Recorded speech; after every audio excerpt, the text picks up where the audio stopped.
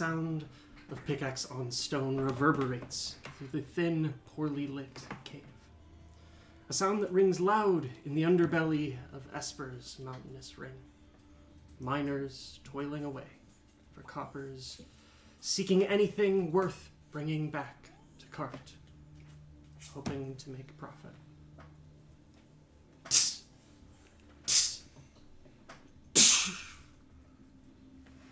Oi, Grolin!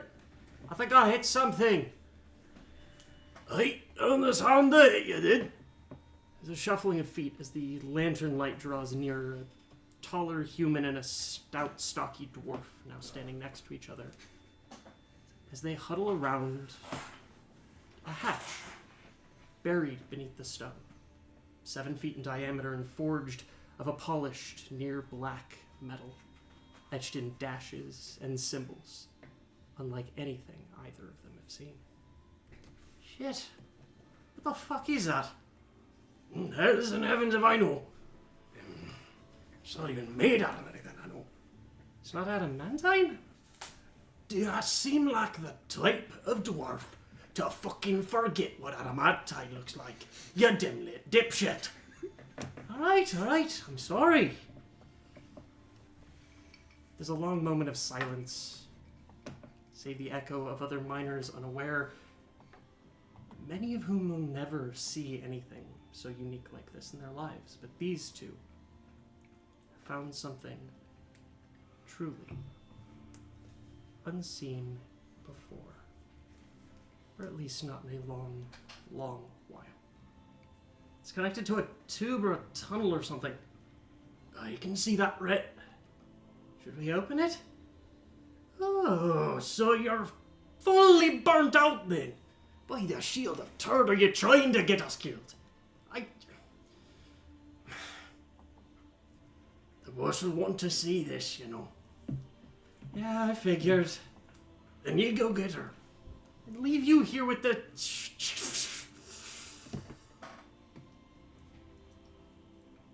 It rolls, turning to reveal the hatch.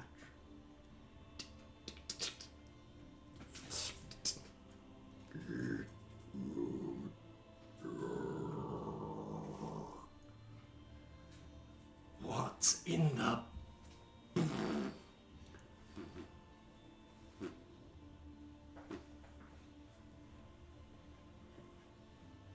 The solstices are always a perfect picture of what a season is to be. Winter holds the day most frigid and the most fit for staying by the fire. Summer solstice is a day scorched in sunlight and steeped in the sounds of play and work.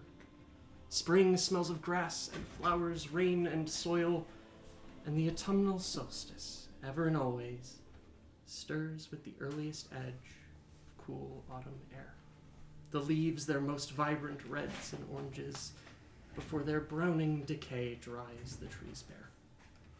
It's a time for work, for harvest and heaving, the last hurrah of farmers and foragers as they buckle down and race towards storage and sale of their goods before the winter's chill can take them without coin. It's a time for celebrating the efforts earned throughout the year, and, at least in the little Esporian town of Cherrywood, there's no better way to celebrate than with the Harvest Festival. Welcome, my friends, to a campaign long awaited, with characters long loved before they even spoke, reworked, reworded, and repeatedly begged to play. I'm delighted that we're finally sitting down to play Deria, my land of adventure and artifice, fates and fortune, machines and mages, monsters and miseries, morality and maladies. A world of hope and a world of heroes. But no story starts with the heroes and heroines at their peak. No. A good story often just starts with a person, peculiar in their own way or ways, as their feet unknowingly set upon a path that shall take them places they could never have imagined, through perils untold, and to people unknowingly destined to become partners party members and friends.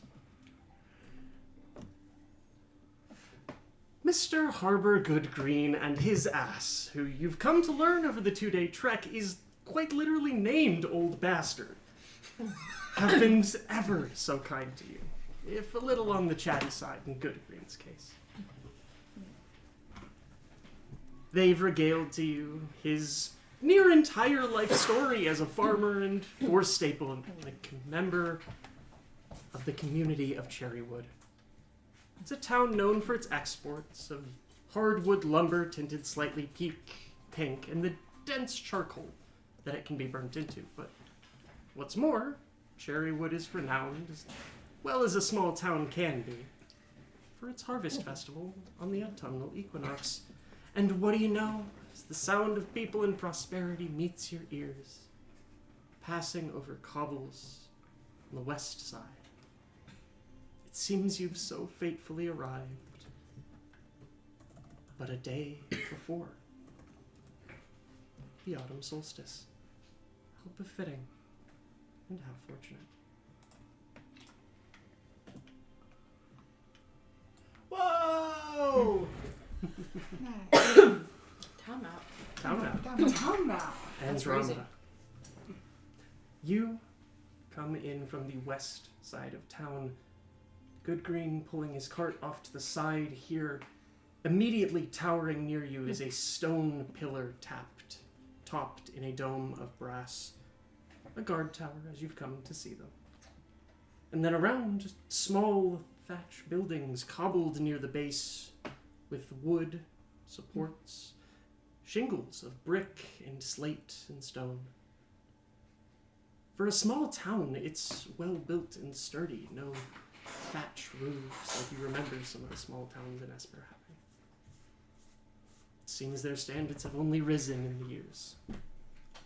Good for them. Immediately to your right is a small open square, oval, lined in carts in a small roofed area, pavilion of sorts. A wooden stage set up, and chatter and people. Not too many, but merchants, food sellers, farmers, bringing their goods in preparation for the festivities. A few people are on a short ladder putting up a banner between these two buildings here. The Harvest Festival. Goodgreen turns to you, spinning around on his little cart to sit on one of his kegs. Alrighty, lasso. You enjoy your time here, Miss Elfie, you are. And if you're ever itching for a taste of home, we do got ourselves an elf in our little town here. If you ever find your way over to the Silverleaf, just take either of these forks and hang a right if you go northward, left if you go southward. Of course, thank you so much for the advice. I make surprise.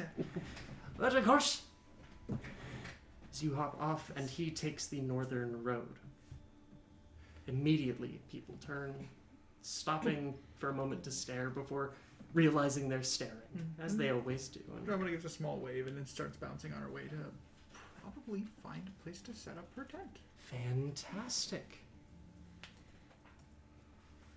Would you like a more pricey and important section, or somewhere more amidst the heart of the festivities?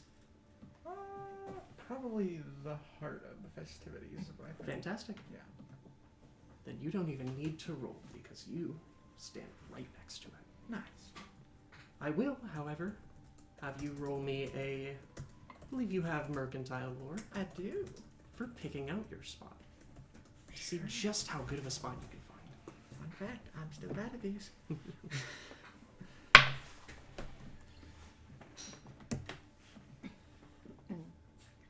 Do I let that ride? It's a natural one. Fuck it, we ball. First roll of the campaign, But baby. I want to keep my 4-0 streak.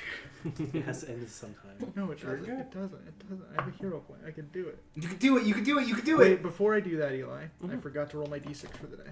Go for it.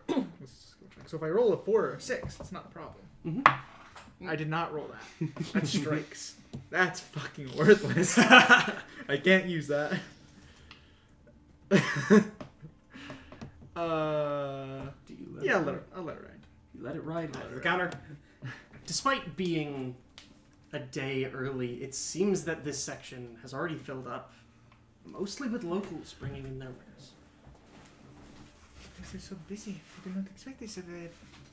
Part of the difficulty is that a lot of the carts that are likely just here transporting goods are currently parked in spots that would be good. But it'd be rude to ask people to leave, so you end up stationing yourself a little ways off of it. Right about here. Not quite in the center of it, but if you're wanting an air of mystery, I suppose. And the only issue is The coke she tells herself. it's a little muddy. But who knows? You've set up?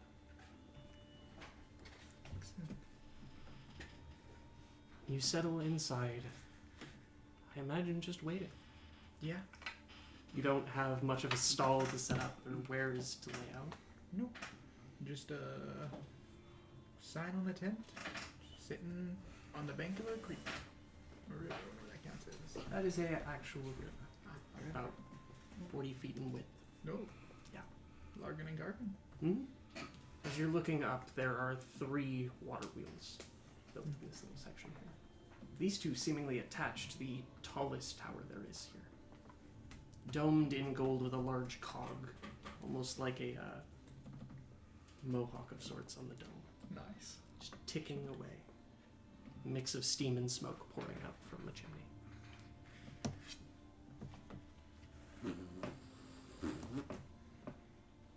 Blue tint fades into proper coloration as you exit your rest state. The run-down and ramshackle home of the Astors. It takes you a moment to realize, Index, what woke you. Surprisingly quiet for such a creaky and old home, but the eldest of the Astors, in the early hours of morning, seems to have finally returned. He steps in, the shoddier mechanical arm gently closing the door.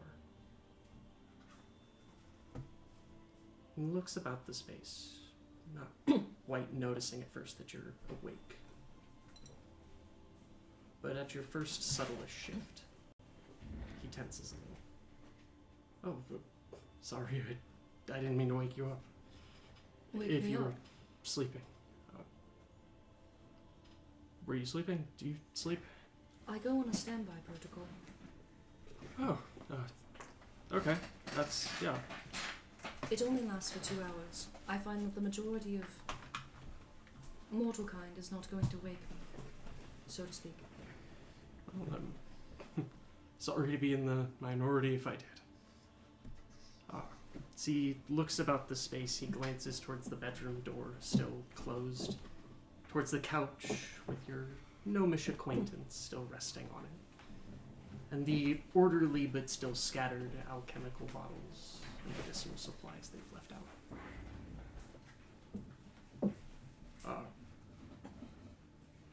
It's still kind of early.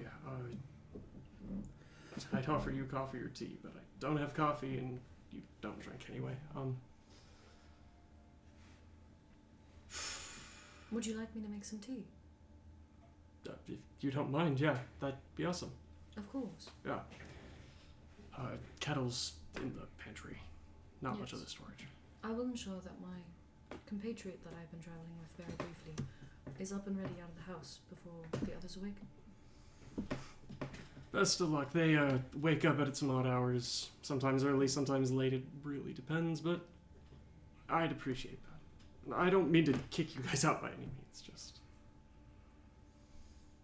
I don't know if we've got a whole lot more for breakfast, if I'm being honest. I understand. Yeah. The town that is nearby, Yeah, Cherrywood. is there a road to it? Yeah, same road you guys were walking on, just continue onward. There Perfect. should be that dirt path. It's a left from where we're at. I will imagine that most people stay in towns for a while, so if you need to find us. Yeah, I mean, if you need something to do today, it's the 8th. Autumnal equinox, and if Cherrywood's got 3 things, it's cherry. Festival. Yes. Right on the money. Yeah. It's the biggest deal we have here in by festival standards. It's nothing too grand. Nothing I would like love the to see capital. it. Then don't let me stop you. But don't think they've got a 2-hour rest period. So Yes. I will get started on tea. that'd be awesome. I think I'm gonna sit for a minute. As Index will make her way into their small kitchenette and then begin tea. Lovely. As soon as you finish, you look over and realize that Aaron has passed out on the one other chair. Hasn't even taken his boots off. Hasn't taken their boots off. There's a hero point with gender in my character. That's the rule. Oh, fuck. No. Maybe it wouldn't be Quincy's fault for Caleb's outs if that was the case.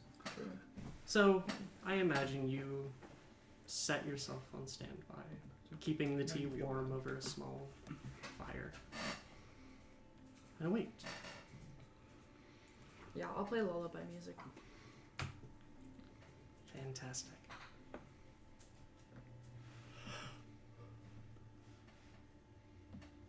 You awake in a cold sweat, shivering, and it's not from the chill in the air. You had a dream, the nightmare, growing more frequent as of late, they seem to be. You were searching, running, scampering through streets and scouring familiar buildings, racing through a ghost town and finding no one, no life, no limb. He's not here. The draft through the poorly built home, run down, rouses you again, your ears finally shrugging off sleep enough to hear a faint lullaby. You collect yourself, slightly stiff, but that's what comes from sleeping. Bad bit of furniture wear. Couch shoddy, only shoddier the more you slept on it. So you turn and see Index, your traveling companion for a short stint so far. Good morning, Nova. Hello, hi.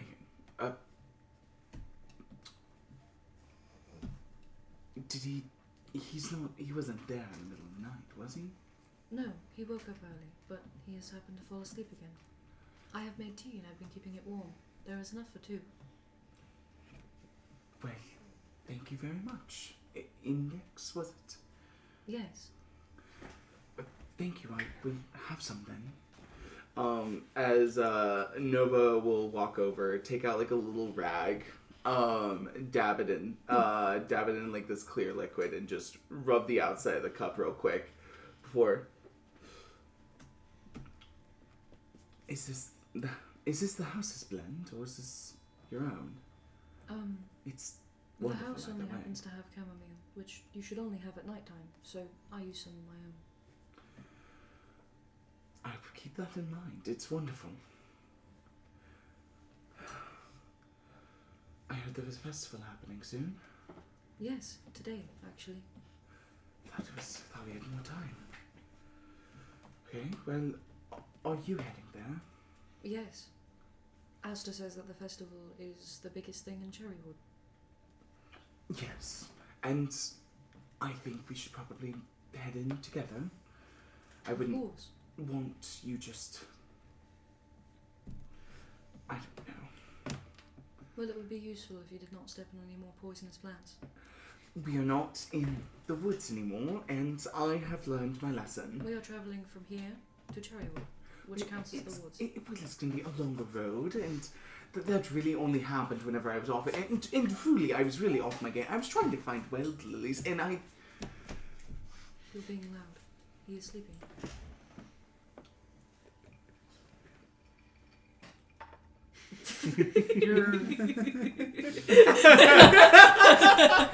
Your ramblings did not seem disturbed. I was gonna say, wait, you still have a mask on, don't you? Mm-hmm. Are you drinking that?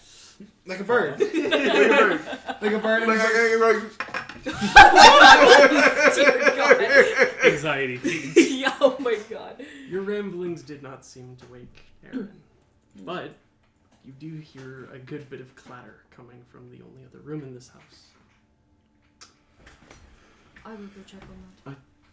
As I walk over. I can... Wonderful. Also... As you step over, gently opening the door, you see Gabe has roused, not wearing his little makeshift wooden arm, currently hanging off the top of the bedpost. He stands, little pajama pants and a button-up shirt. Good morning, Gabriel. Morning. In Index, yes? Yes. Yes. I heard talking, and it's festival day, so we're getting up early and leaving early. Unfortunately, your brother is... or sibling? Mhm. Is asleep. I think they had a rather eventful trip down here. They always do, and they always sleep. Do you have chores that you have to do in the morning? No? Are you certain?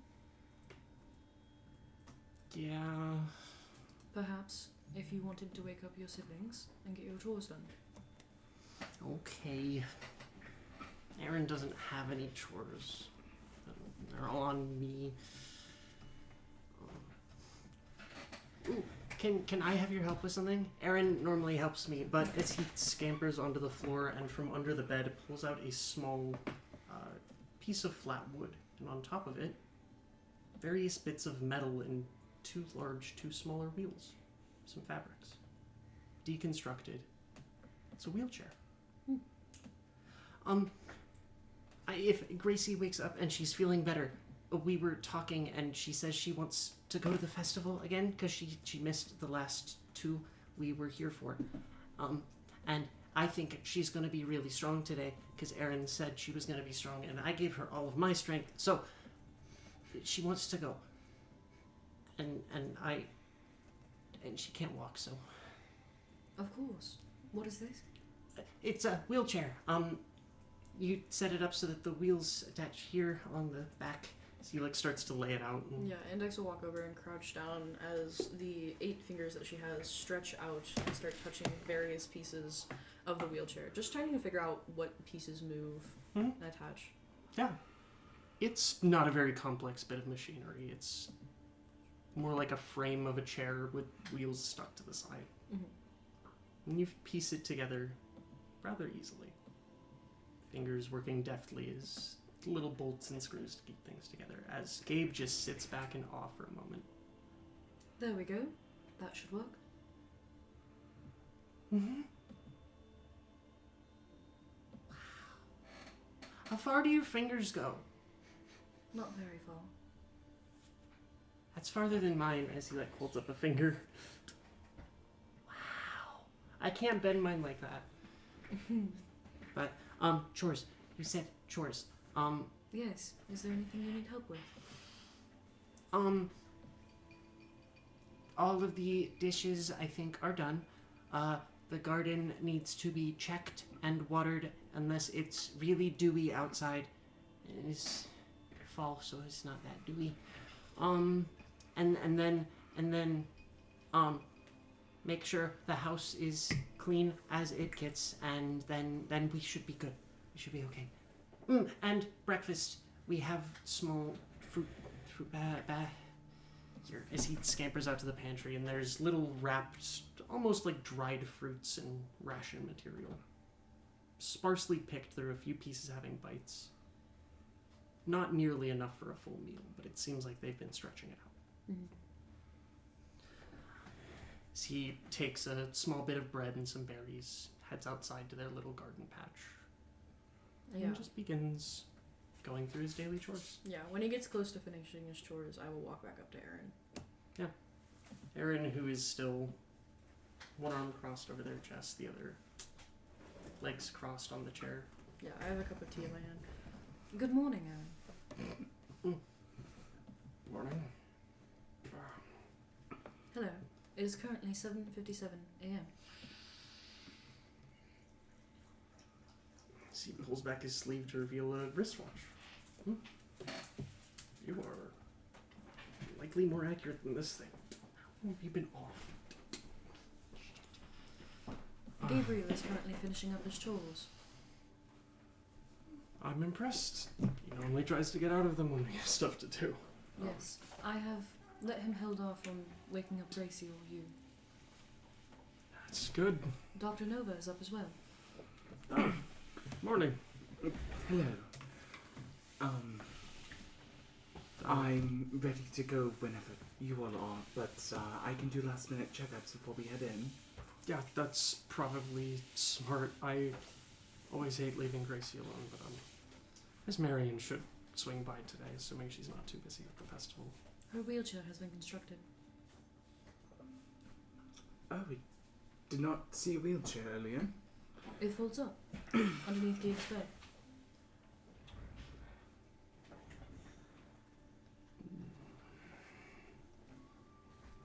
Would you mind examining her to see if she's well enough to go? Before I may have to put my foot down. I can most certainly see. Yes. Nova will go and do just that. Fantastic. Roll me a medicine. Crafting. Understood.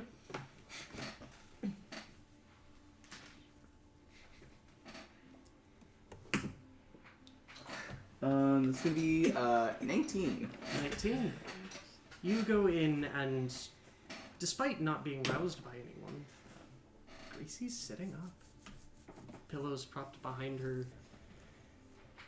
She seems to be trying to reach over with Gabe's arm that he left in here to try and pull the wheelchair over.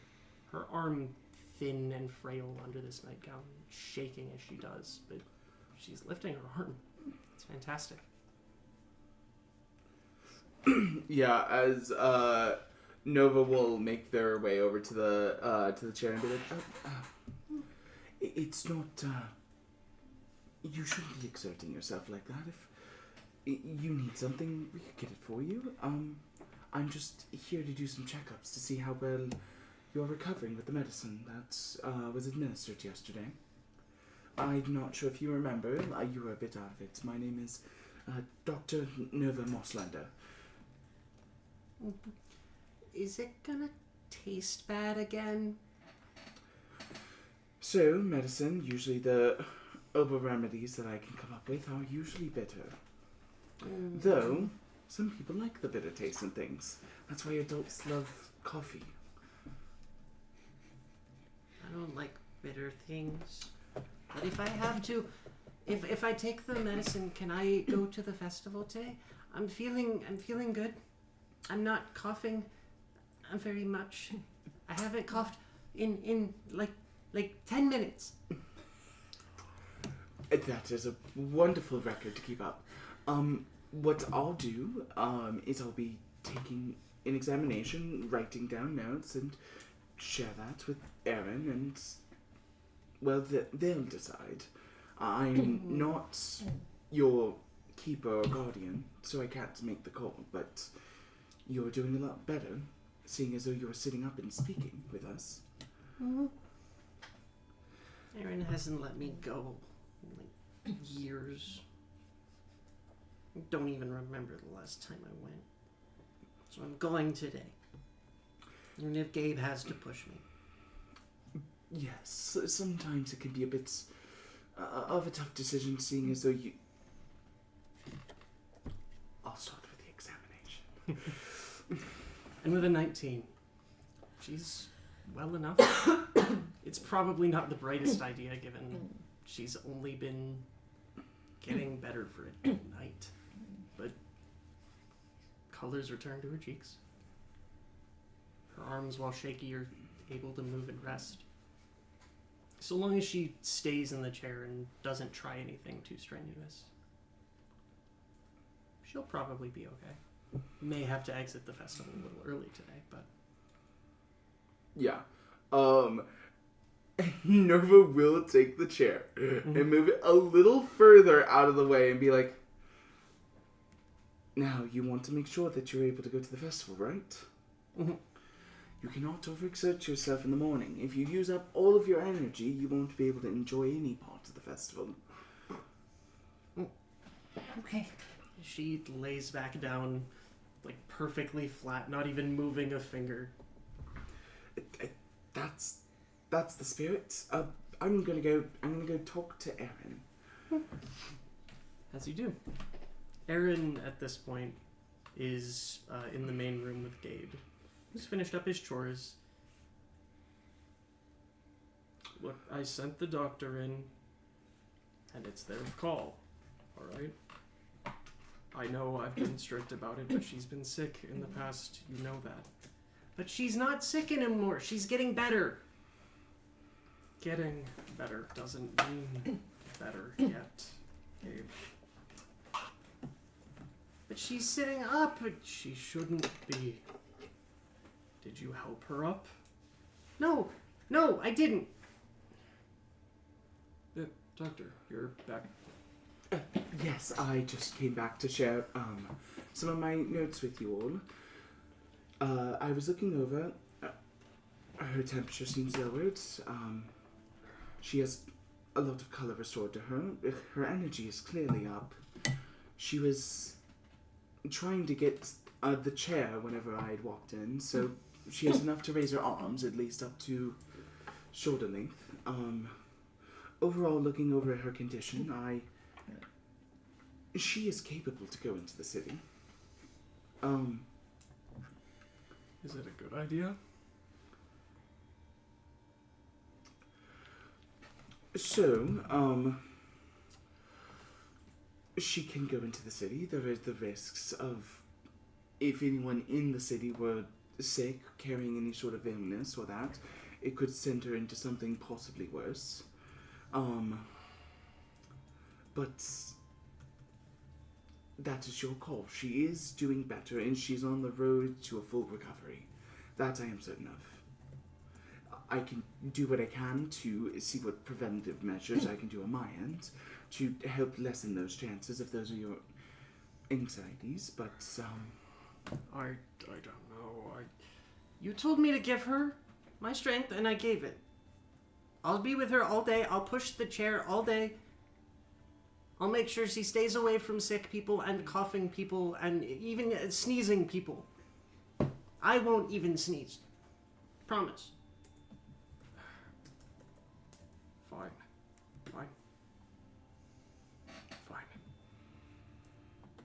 Thank you again. yes, it was a simple checkup, so. As they make their way back into the room, Gabe running after. You hear the ruffling of sheets as they help her change and move her into the chair. As you two are left in the main room by yourselves. I am nervous for them. She's probably at half her life expectancy. To not let her go would be more cruel. Yes? Yes, but I just... For half of someone's life's expectancy, I'd rather not cut it all too short. For her or for them? It can be for both. It is for both.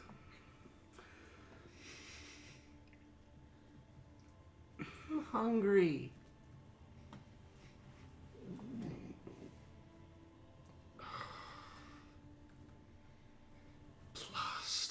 Blast these fucking rest stations. Those in the inner ring are only ever so stocked, and it seems outside of it all, there's jack shit in these pantries outside of dust bunnies and empty cans. It's more the shoddy sheets here were hardly helping to keep out the cold. The draft seemingly coming in from all angles. You're already cold enough.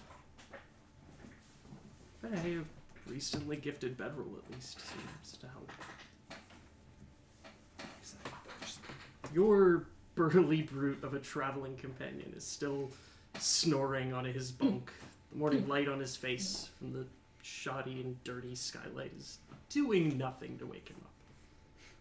That said, there's a traveler here who seems to be enjoying rations and a small cup of tea. Next to him, a young girl. Both of them wear fine greens. The man a coat etched in a little bit of bronze. The girl a young, simple dress. Small flowers around the edges of it.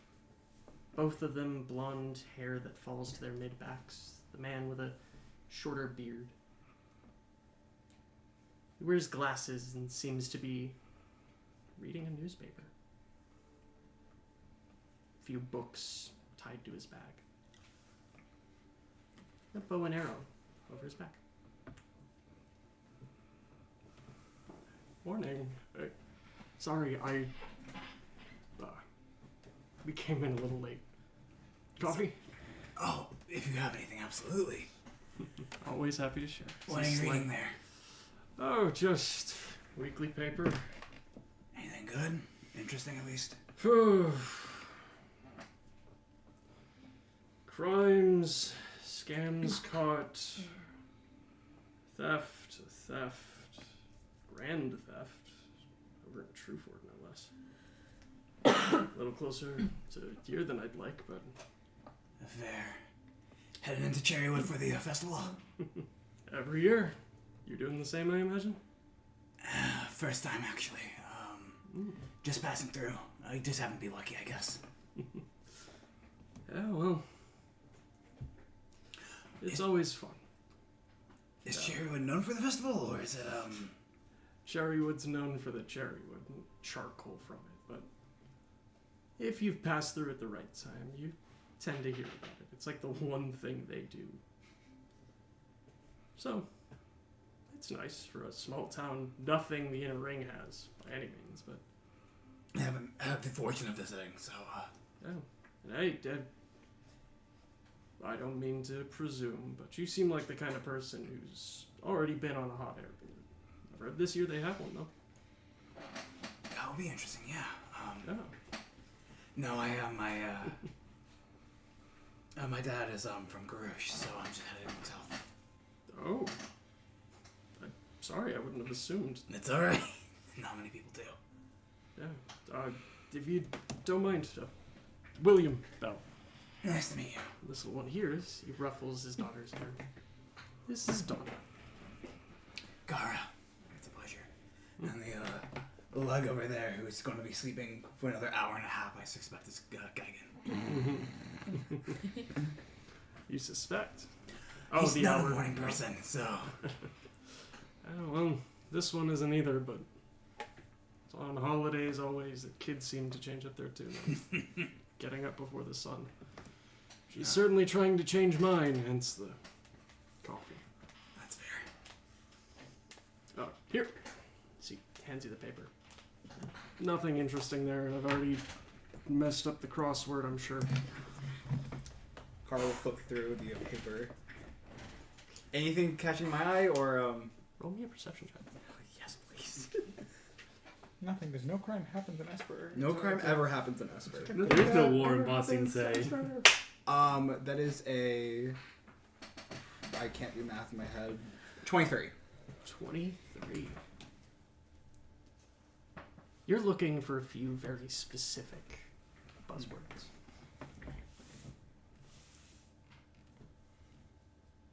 Looking for Aether's Reach. It's clearly a paper from the Inner Circle. Seems like it's a daily, but like they get a daily every week out here. Mm-hmm. There's nothing immediately that catches your eye outside of a small paid ad. A missing person. No picture. But a name. you've heard every day for your entire life. Yeah, you're probably right. No, it's just a crime. It's crime or taxes. Isn't it? The Jasks are apparently working on a new line of firearms. Oh, really? Yeah, You know, at least making the old ones cheaper, hopefully. I'm actually quite fascinated by this country's study of firearms. It's I can tell. Kara will slide out from under her sleeve her a prototype gun. I'm actually kind of working on making a modular pistol as doing both functioning on gunpowder and then on arcane powder, specifically on evocation powder. So Oh, it's not going well, but I'm trying. hey, most things don't start out going well until they do. And you said your dad was from Garouche, so I don't know if you're born of Esper, but while you're in Esper, trying and failing is not failure. Giving up is failure. So, I'll keep keep that at up. it. And, Yeah. if you need help with that, go to anyone but me. I am a studier of histories, and guns are the future. Yes, that's Pray. fair. But- Wake up! As I'll rouse Geigen awake. We've got a little bit more traveling before we hit the city. Come on! If it wasn't for this festival, I'd say we could sleep maybe 2 more hours. Well, Can coffee cut those 2 hours off for you? Nah, Oh, I do not want to drink it all, but I will save some.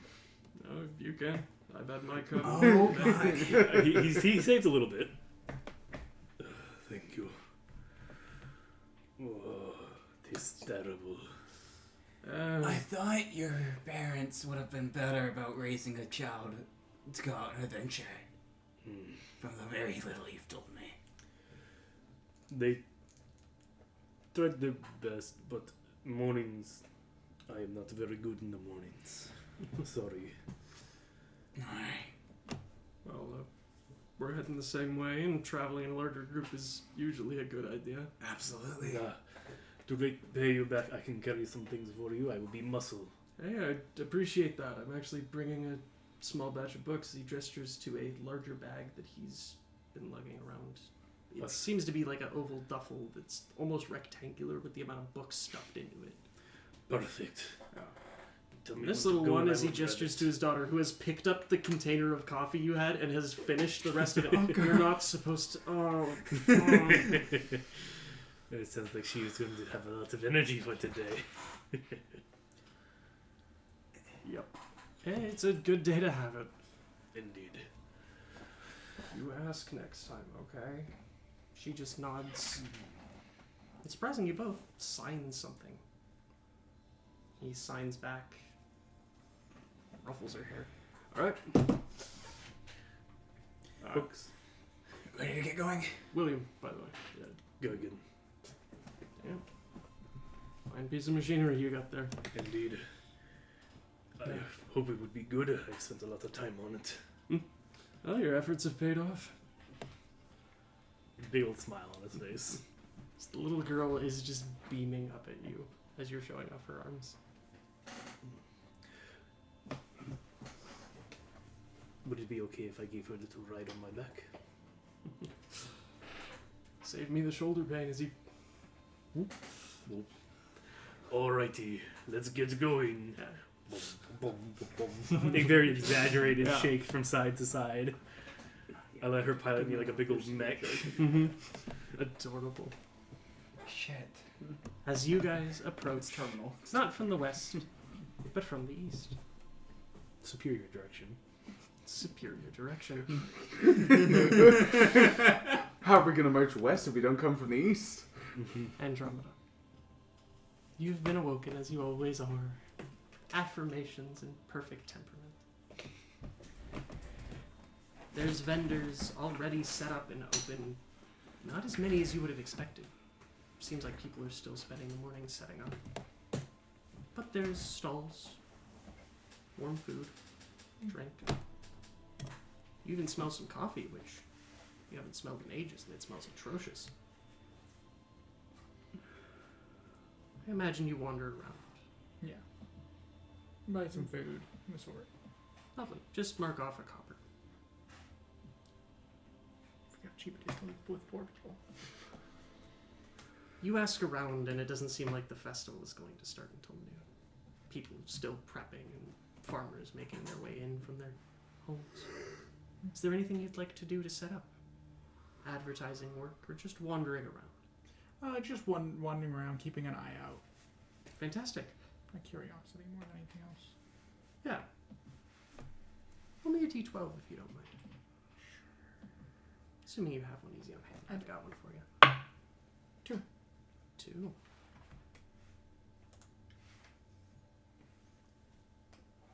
You immediately hang a right, heading over the bridge. There's a forge just to your left, a seemingly scholar's location and library, branded with the Arcanist Guild. For a small town, it's small, but it's impressive that they have one here. Just beyond that is a lumber yard. Not seemingly too busy, save a few people. You make your way up. Magics. Small trinkets and the like. Clearly an eclectic magic shop. Shingles blown out and replaced. Glass broken and repaved. Tons of baubles and even a few wands dangle. And up here, small manor, more of a large home. Seemingly attached to a courthouse. A bureaucratic building. Red brick arched with marble columns out the front. There's a small halfling man, graying hair, underneath a really tall top hat, black suit, cherry pink tie. He's walking around talking to a guard and some commoners, even a few merchants. There's a lot of seemingly nicer merchants that have stationed up here, around the proper town square. Yeah. He's just rambling, bouncing on his heels, absolutely ecstatic. Little girl, wearing the same colors of black, but hers adorned in flowers and filigree. Flower crown around her head, another halfling. They're so tiny when they're kids, it's adorable. Bouncing along behind him, carrying a stack of papers, thick glasses on her face. Papers are half the size of her body. You continue onward. She'll do well to avoid notice of them. Understood. And you dip over here, nicer homes, bureaucratic buildings. Seemingly the people who handle the actual sale and trade. The wood here. You make it down to the guard's tower again, where, for the first time, you're stopped. It's a human woman. Dark brown hair pulled back into a messy bun, breastplate across her chest, flintlock on one hip, a short sword on the other, shield on her back. Hey, miss, apologies for stopping you. Don't recognize you and don't think we caught you coming in. Pardon my assumption, I imagine you're the one with the rather purple and sparkly starlit soothsayer, yes? Yes, that would be me. Fantastic. All we ask as a guard post is 2 silver for the day. Of course. Aye, just making sure that you're good. Any illegal wares and the like, No, I just come got through and check papers around noon. Of course, I just got my documents redone 2 days ago, so should be fine. Thank the greater pantheons, I think I'm not looking forward to some of these people. Yes, no, my stuff is all perfectly up to date, so. That's good. You say stuff like you got other papers. Imagine you're a caster of sorts. I don't see many armaments or traveler's gears. Is that true? Yes, I'm a caster. Yep. If you ever need help with a bit of muscle, you don't come to me unless you're trying to find Berm. Berm! She calls out, and stepping out, half-orc individual. Small tusks, one shaved down. Both of them share a rather square chin, same brown hair. Yeah, Mom. This lady's ever walking around doing nothing. You make sure she's got something to do. If she needs help, if you ever need to find a stall, you talk to him. Of course. He'll guide you around. And if you ever need any heavy lifting, him, not me. Of course. I do not think I should need any of that sort of thing. Please don't. She's having me help with the lumberyard today. I don't want to do it. Of course. I can. And you're handle- going to. I can handle most of my own work. A shame. Thank you. As you continue your rounds, you do note, paying a keen eye, that the woman does keep her eye on you. Skeptical. But she doesn't stop you any. And it's as you are making your way back here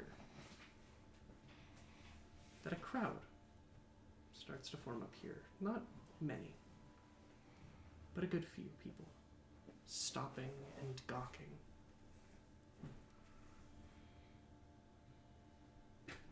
How much?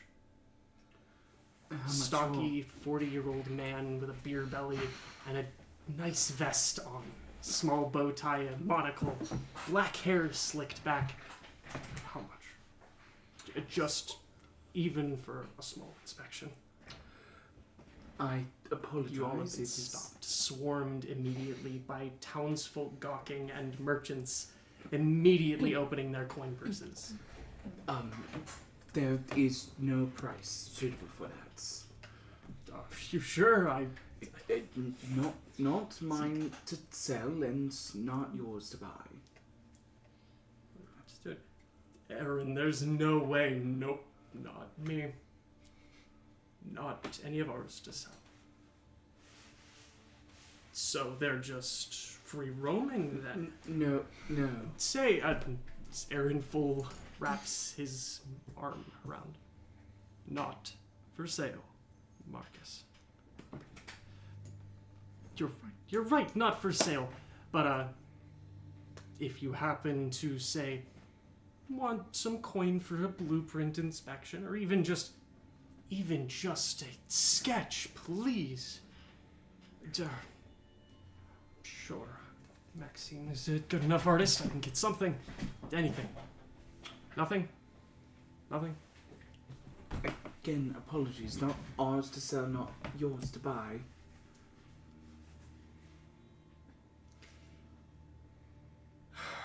Fine. No, and my coin isn't wanted. But if this is an expo, save for later, expect my business. As he walks off, a crowd of people just gawking, little kids watching, and Gabe is absolutely beaming, adoring the attention. And Gracie smiles. She looks you over in the sunlight. Now tell me, we all at the table know, but who does Andromeda see as she approaches the crowd, I imagine? Yeah. The first thing you'll notice that the crowd is swarming around is a very short, about 5 foot tall automaton. But this is unlike any of the ones that you've seen in Esper so far, which are usually colored in brasses and coppers, slightly rusted in points. This one shimmers with platinum. Yes, platinum. Likely plated, you hope. Wherever there's not platinum, underneath where the plates connect, there is this deep, dark, black wiring configuration. Dark woods underneath. nothing is out in the open. None of the wirings or connection pieces that you'd expect from some of the other brass automatons. And everything is accented in this cyan or powder blue. These two long fabric pieces fall out of the hips underneath this shield that circles around the back of the waist. And it has these designs on them that almost shimmer and light up like circuitry. The legs of the automaton don't come down in humanoid style or fashion. They instead have an additional joint and come down like that of an animal's, like a rabbit or a fawn's, with pointed hooves almost that curve at the front instead of feet. At the center of the chest, there is this hollow vacancy, and it has lines, strings that go up and down vertically, and emanating from underneath there, as well as a soft glow from underneath the arms, is not that cyan blue that you see across the rest of the body, but some kind of seafoam green. On its face, it has no mouth, just a flat platinum plate, a cyan diamond on the top of the forehead, and two large eyes that curve out almost like lashes. And arguably the most interesting is off the top of the head, two antennae pull out, almost like elvish ears. They are not made out of the platinum. They are made entirely out of a material that is that cyan blue. And they bounce up and down, almost like it's listening, like ears. Maybe that's not quite right. And as a group of 3 children walk up, you watch as the blue antennae turn a soft yellow. Little girl, auburn pigtails, flowers stuck in her hair, her hands clearly dirty with various fruits and vegetables. You're pretty. Thank you. You're pretty too. I like your pigtails. Thank you. I like your, yours? Your pigtail, are those ears? Are they ears? You can call them ears if you'd like. They're also known as antennae. The kids all murmur. Gabe's just sitting there smiling. Mm-hmm. They're really cool. They can play music. I And they can. play very good music. Yes. Are you going to be performing today? There's a stage they have set up in the main courtyard. I've never played on a stage.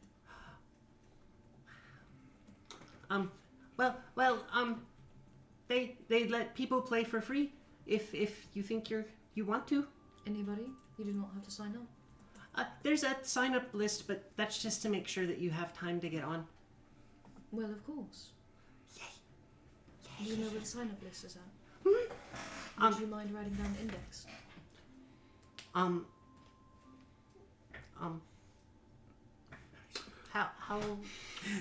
do you spell? That's that? okay. You can lead us there.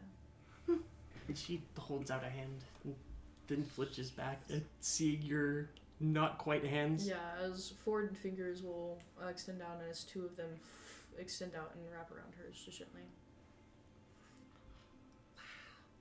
As the other kid next to her immediately sticks up an arm. Me too, me too, me too! And as the most interesting part of this group is dragged away by 2 young children and their parents immediately flocking behind, a mix of excitement and slight worry. Very interesting individual is left as the crowd begins to thin out. Yeah, the being, standing there semi-awkwardly, looking back and forth between a girl in a wheelchair and the attraction walking away, is this person about just over 4 foot tall. On them you see similar glints of metal, though not platinum. No, these are probably iron or steel. Medical equipment. Bottles, pouches of the sorts, through like a combination of long sleeves, thick gloves, and wrappings all over them. Not a single piece of skin is showing. You see small tufts of hair poking out of... Is that a... Couldn't be. A plague doctor's mask with almost a slight glow of green behind it as they're continuing to fiddle with the herbs and remedies in their bag. They look over to you for a second. And see. Yeah. We like colors here, I guess. Yeah. Very dark, drowish skin, under a very fine purple dress that she's wearing. Bands of gold, symbols across it. A very nice belt, looking like it's made of a very goldish silk. Her long hair pulled up into three or four bundles in the back of her head, with bands and like beads in it. A large number of like bracelets adorn her arms that you can see. A lot of small little like metal trinkets and knickknacks that scatter her outfit. And very fine golden earrings on her very long elvish ears. Looking like that of a full elf. With just kind of staring at you, her bangs with a headband on. I will send one in the chat as well, 'cause I'm bad at describing. The all black with green highlights, now looking at what is probably the most colorful person in town. Yeah. Yeah. Very cool. Andromeda and Index are fighting for it. Quincy, Yeah. just for my notes, what race is your character? Half gnome, so half elf, but the other half is gnome. So, Gotcha. you're pretty short still. Yes. We're the I'm fun- tall for a gnome. We're the so fun yeah. halves. Alright, you have a full-blooded. I'm a robot. Yeah. You don't have blood. I don't know what your race is, so. Hello. So sorry. And along with the young girl, now that you get a closer look, the blanket over her legs is not covering the legs. Dark hair, she's rather pale, looks sickly. With a younger boy, fuller face, missing an arm, replaced with a wooden three-fingered contraption. He wears one of those, like, Victorian hats that you see on kid chimney sweeps from, like, Mary Poppins. Overalls, one unbuttoned. A nice dress shirt that's been wrinkled heavily.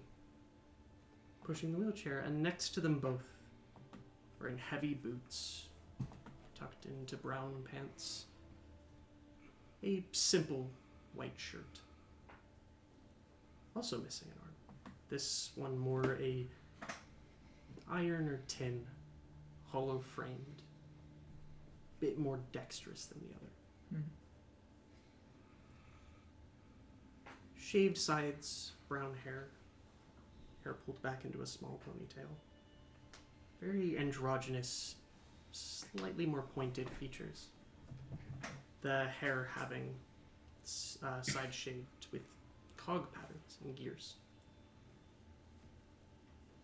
The mechanical arm just rests on the young boy's head.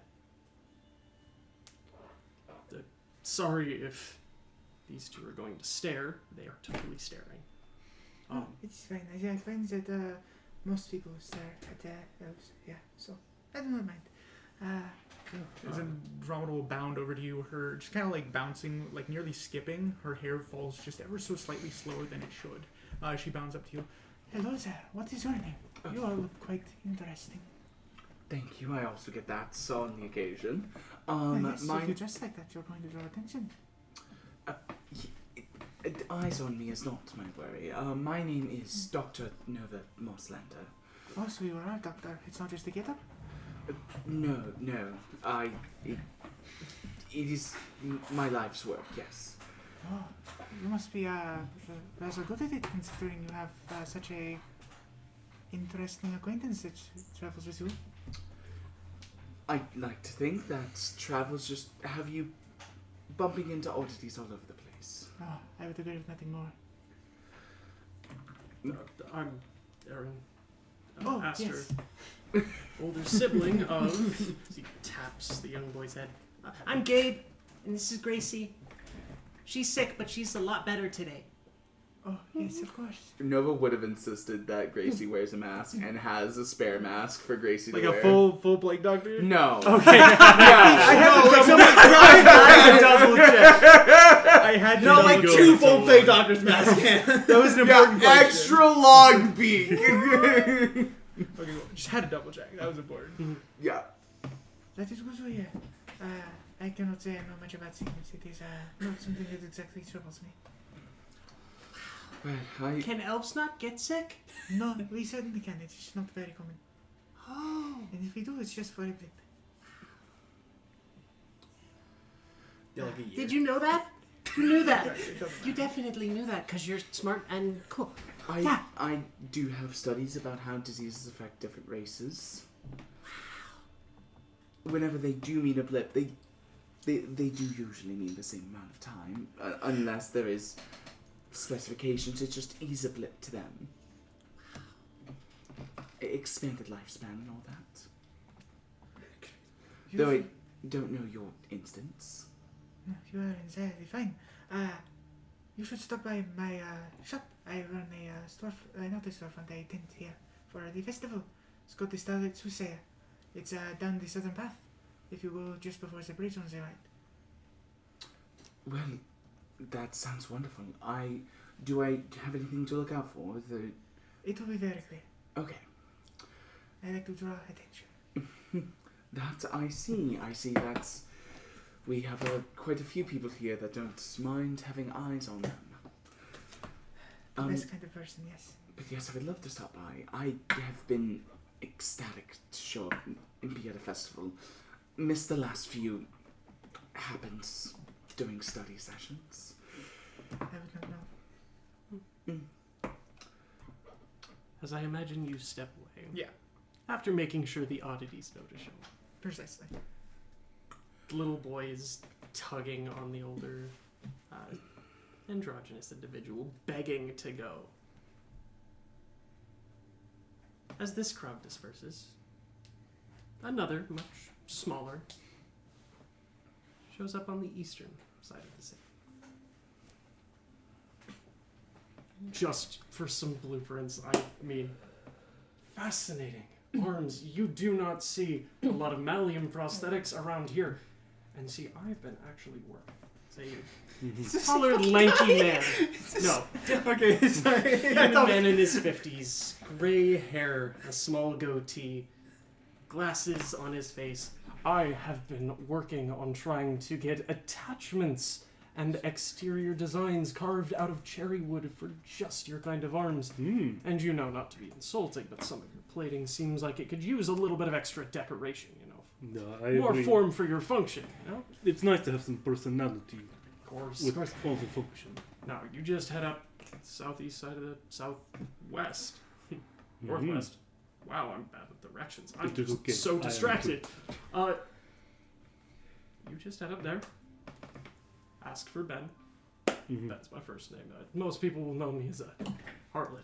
Ben Hartlett. But you can just call me Ben. Future business acquaintances and all that. You just ask for Ben. You'll find me. We'll get you sorted with some beautiful carvings. And if you would like to purchase anything well carved, miss, we are right in the business for it. Thank you, that's kindly. Thank you so much. Fantastic, Ben. fantastic. I will definitely check it out today. Thank you. You better. I'll hold you to that, and you're a pretty easy guy to find. Indeed. So if you don't come to me, I'll come to you. So he walks off happy to have a very unique customer. Seems like a nice man. No, he's not. So cherry wood is actually really bad for malleum prosthetics, and you shouldn't be doing anything related to that. Not the fact that it's bad; it's because it's wood. I can What's see. going raw? It's gonna be harder to take care of your prosthetics and stuff like that. We use metal for a fucking reason. Hmm. Wood is a lot cheaper. That's We very use cheap. it as the core sounds for some of our atons because it's easier to enchant. Hmm. Also gives them life. As you were rambling, you noticed that William has taken out a small book and wrote those little bits of notes down. Fascinating. Sorry if that is information you need me to burn. I know Malium's a weird thing to... No, I just I heard it on my travels, so it's not really that. I knew a bit I don't think enough it's that about hard of a secret. No, that's fair. Just wanted to be sure. Alright, well, I think I will branch off from you two, if that's alright. I've got some some books I'd like to deposit down at the library. Of course, here are the books. Thank you. It was very fun traveling together. I will have to course. tell you next time I have a story that doesn't end in chasing down goblins from cave. I will get a new one for you next time. Yes, and if you're going to be saying it around children next time, I cut out you're some lucky of she's a little hard of hearing. I will cut out most of the Preferably gory all details next time. the details around children. Hmm. Speaking of, he looks over. Another small group of kids and even some teens and adults have been eyeing your arms. I'm going to bend down and give her a little fist bump. It was very fun traveling together. See you next time. She holds up her hand, her dad takes it, struggling with the duffel as they both walk. Alright, I'm starving. Same, we must get some food. Fair food is delicious, I've heard. I just need a lot of something, so the quicker we can find any tents or market setups or anything like that, the better. Or maybe like an event list if they have like an all-you-can-eat thing that we could probably Ooh. save our appetites till then. That sounds amazing. Just trying to figure out what's going on in this festival is probably going to be best. First, when do we get paid? We need to collect money Payment! from John. Fuck! Did you forget? No, I don't know how we're going to collect that. We find man with money, we get money from man. You were told it would be sent in a missive, likely at a post office of some kind. Alright, where the fuck would a post office be? I'll look and see if I can find any markings of an office. I would find food. Fantastic. Split. I'll find you. Yes, you will. I would like you both to roll me perception checks. Alright. Or I would say society if you're trying to parse out what's food. Parse out what's food. Society check. They eat Kind of rocks perception. there. Where That's why people they have can- such a mining-oriented civilizations, because they eat rocks. They eat rocks? I don't know. So can I choose between society or perception, or am I going society? Yeah. You can also ask around if you'd like to use diplomacy. I think I'll go with perception. Okay. 8. 8. And 18. 8 and 18. Starting with the lowest, you find food. You take the southern path, and immediately, following your nose, stalls. If I could find a mouse. Stalls and stalls and stalls and stalls. You pass a beautiful purple tent on your way. No food. Street food. Pork, beef. An entire boar, which, frankly, you're not craving at the moment. Too soon. Lots and lots of fruits and vegetables and well-seasoned meats. Far more vegetables and plants than meats, but you can find some food and a lot of it. No, you can eat the lots. Not here. And with an 18, you also dip southward. You check up in this main section here, seeing a larger bureaucratic building, but that just seems to be offices and actual town sorts. So you dip down and find actually a building that currently has a man in a green coat and blonde hair standing in front of its window. A library, Arcanist Guild location, and post office, all wrapped in one. Right, of course it would be. The post office is a much smaller section, seemingly tacked on the far side of the library. They don't need a whole lot for them. Yeah, I will round the corner then and look for if anyone is like running like the post office section. There is not anybody immediately in here, There is an archway that leads into the library and the building beyond it. You see William is actually currently talking to someone, dressed in blue mage robes that look odd over their red-scaled skin. It's a pleasure doing business with you again, William. She hands over coins this draconic figure. Tail swinging behind her, no wings, but claws filed down. She's rather lithe, lean fit for a dragon, her horns shorter, a little wavy. Thick. It's very odd to see dragon spectacles, how wide they have to be. They rest on her eyes. She wears blue mage robes with silver. The book and quill, one of the many sigils of the Arcanist Guild, to signify a mage. Mm-hmm. But considering this is all attached to an Arcanist Guild location, you can presume she's in charge of it all. She waves her hand to the duffel of books, which floats slightly. She taps it with a finger and it drifts deeper into the library. Is there a bell anywhere nearby, or No, but Just she kinda does ring- turn and look to you. Busy day. Yeah. She walks over to the post office. Can I get a name to look for and what kind of mail you are seeking out? Geigen or Kara, and we're looking for a parcel. Geigen or Kara and a parcel. Can you spell both of your names, please? Gigan for Geigen. Kara's Kara. Fantastic. And would they have been sent to Cherrywood directly, or shall I go through the larger postal network? I think we've been sent to Cherrywood directly. Thank goodness. It's a nightmare. Right. She takes a small card, no larger than an envelope, and slips it into a singular slot. The back wall of this place, just behind a small desk, is a lot of these diamond-shaped slots, mail slots, and numbers plastered onto their tops. But the one she approaches rests at about desk level, alone in its own little box. She puts it in, and there's a flash of rune work on the inside. It's one of the letters up in the cherrywood boxes.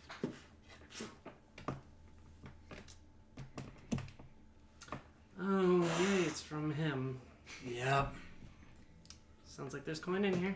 Hopefully we didn't get scammed out of hard work. But assume he's not well liked. He pays a mercenary group that swings through here and buys a lot of the wood. He has a bit of a reputation if you're older than 20, the last time he's been down here. Not exactly a fan of children, and when the man goes around calling certain 8-year-old children scaly little freaks, you tend to not like him very much. I approve this man. But bygones be bygones, that was years ago, and I can only hold a grudge for probably 20 more years. He's still as much of a prick as always, so And he's still alive. Mm-hmm. Damn shame. Oh, anything else that I can look for through the actual postal service if you seem well traveled? No. Finer clothes? No? Alright. Hopefully not at least. So. Hopefully not. Well, you have a good rest of your day and enjoy the festival. If you're going to come into the library after handling food, we do have a small basin to wash your hands that nobody's going to use, so... Sorry about that. It's alright. Have a wonderful day. I'll do my best, and you do the same. Kara's going to open the pouch and have the gold slide into her hand. This is 4 gold, 5 silver, right? You do we were get already paid 2 gold. Yes, so it's 2 gold, 5 silver. Okay. Gotcha. And a small, clearly pre-written, thank you for your service. You are no longer under contract with the Brask Co. So 2 gold, 5 silver for each of us, or is that just 2 It's gold, just 5 5 silver silver. total. Flat. Gotcha. I'm going to look for my larger-than-life travel companion. you will be getting 2 gold and 2 gold, not 5 silver. I'll be taking the 5 silver. That's right. Because I do need to pay you back. I have found food, but no all you can eat. Shit. Nah. We'll have to space ourselves out for today. You two meet right near this bottom of this bridge here. Geigen having spotted you. And walked. A few feet to the bridge. As you two idly chat. Oh, well, isn't it a fortunate day for oddities and odd people? Right outside of your shop. Who do they see? Starting with the much larger and shinier. Very, very noticeable. Relatively tall lug, about, I believe, 6'11", says he'd be 7 foot. Half orc, wearing some very worn and faded in color overalls, with a work shirt rolled up to reveal his kind of bronze-colored arms. I believe that's what the metal was, right? Kind of bronze-colored. Bronze and coppers. Bronze and coppers with a bit of a... Was it blue gold underneath for the power source? No. That is a very deep, almost stone gray metal. Gotcha. Tinted ever so slightly blue on the right line. With some newly acquired holes and scratches that show, even around the chest, more of the metal color and plating in there. Very small fangs. Very obviously an orc. Probably very young with how it looks. The arms are a craftsman's worst day and a forger's best attempt style of quality. Still look decent and get the job done. And I believe he's barefoot, if I remember correctly. Just a very obvious working guy. Yeah. And standing, talking to him. Standing at an ever opposing, ever frightening 5'2".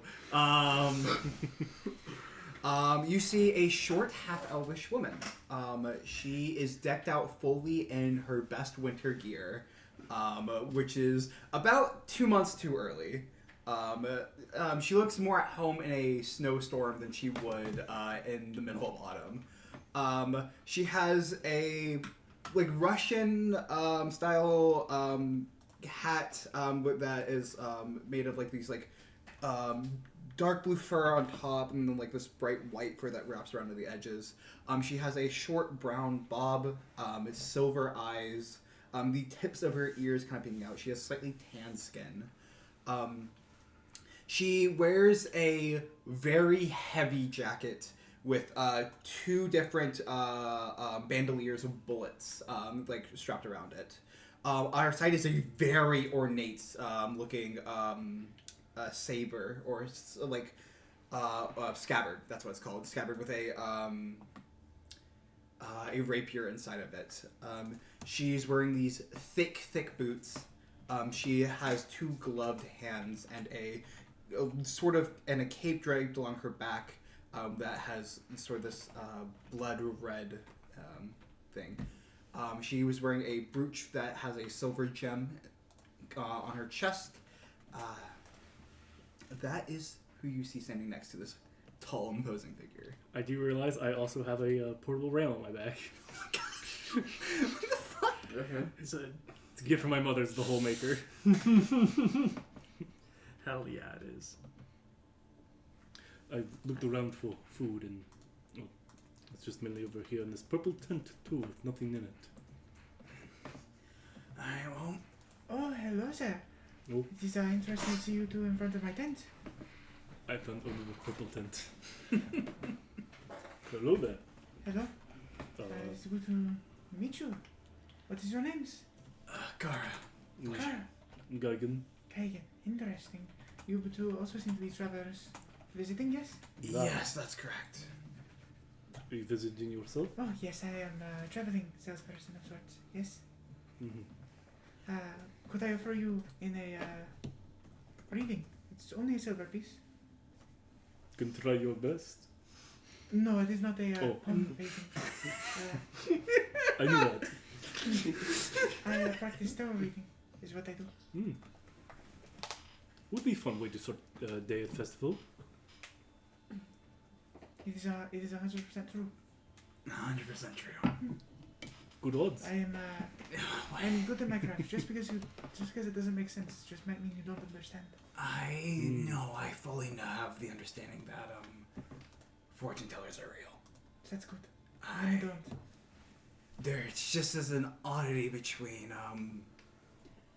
those who can divine the future, and I just think they don't charge enough coin for it.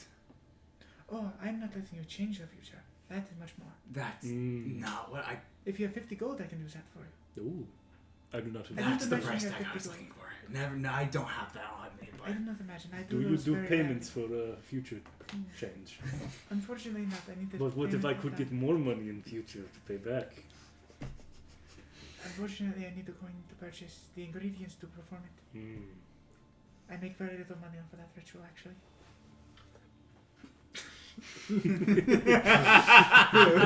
5 gold per level, everyone. Let me tell you her profit margins. But no, as you continue conversation, you're noticing a few people, despite your store being closed, there are 1 or 2 people waiting already. Idly just thinking there's someone there. Well, perhaps I should mend my store. I was told that it wasn't supposed to be till noon, but I think people are just eager to get an early start for the day. that makes sense. No. Never too early to think about your future. Good advice. No, wait, that's an awesome. That's line. really good. As the day begins. And it does start at noon. Only 15 minutes early. Noon comes, and the fortunate thing is that since everything starts at noon, putting in your name early gets you on stage early. The 2 kids drag you up to an older woman and a lithe human man. Well worked, bit on the older side, both of them. She seems to be a baker of sorts, but has taken up manning the stage. Small wooden platform set amidst the carts right over here. It's got a little bit of an awning over it. Just some tarps and fabrics. She looks up at the 2 kids and then up at you. Oh my heavens. Hello. I have been told by the children of this village that I can sign up to perform on the stage. Yes. Do you have a name you would like to use? Yes, Index. Tex. And, is there a handler we should announce with you?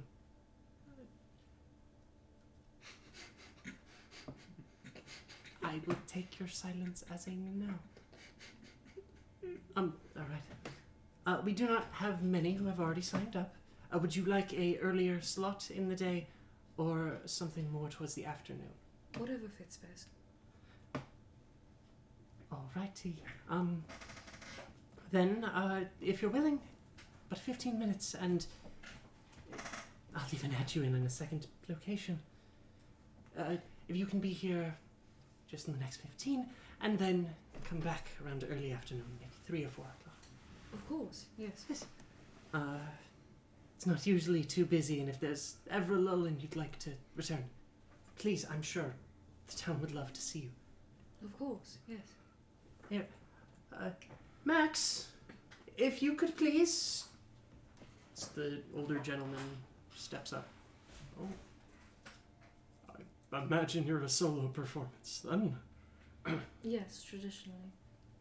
Understood. As he steps up and moves just farther back. I can Seems to be. perform anything that has strings. Oh, well, we have a few though. I doubt there are anything as nice as yours. He gestures over to some cheap cases and decently enough made, though likely poorly tuned instruments that just lay on a table next to the stage. He ascends and begins moving a small set of drums off the stage. Struggling clearly, but not minding too much.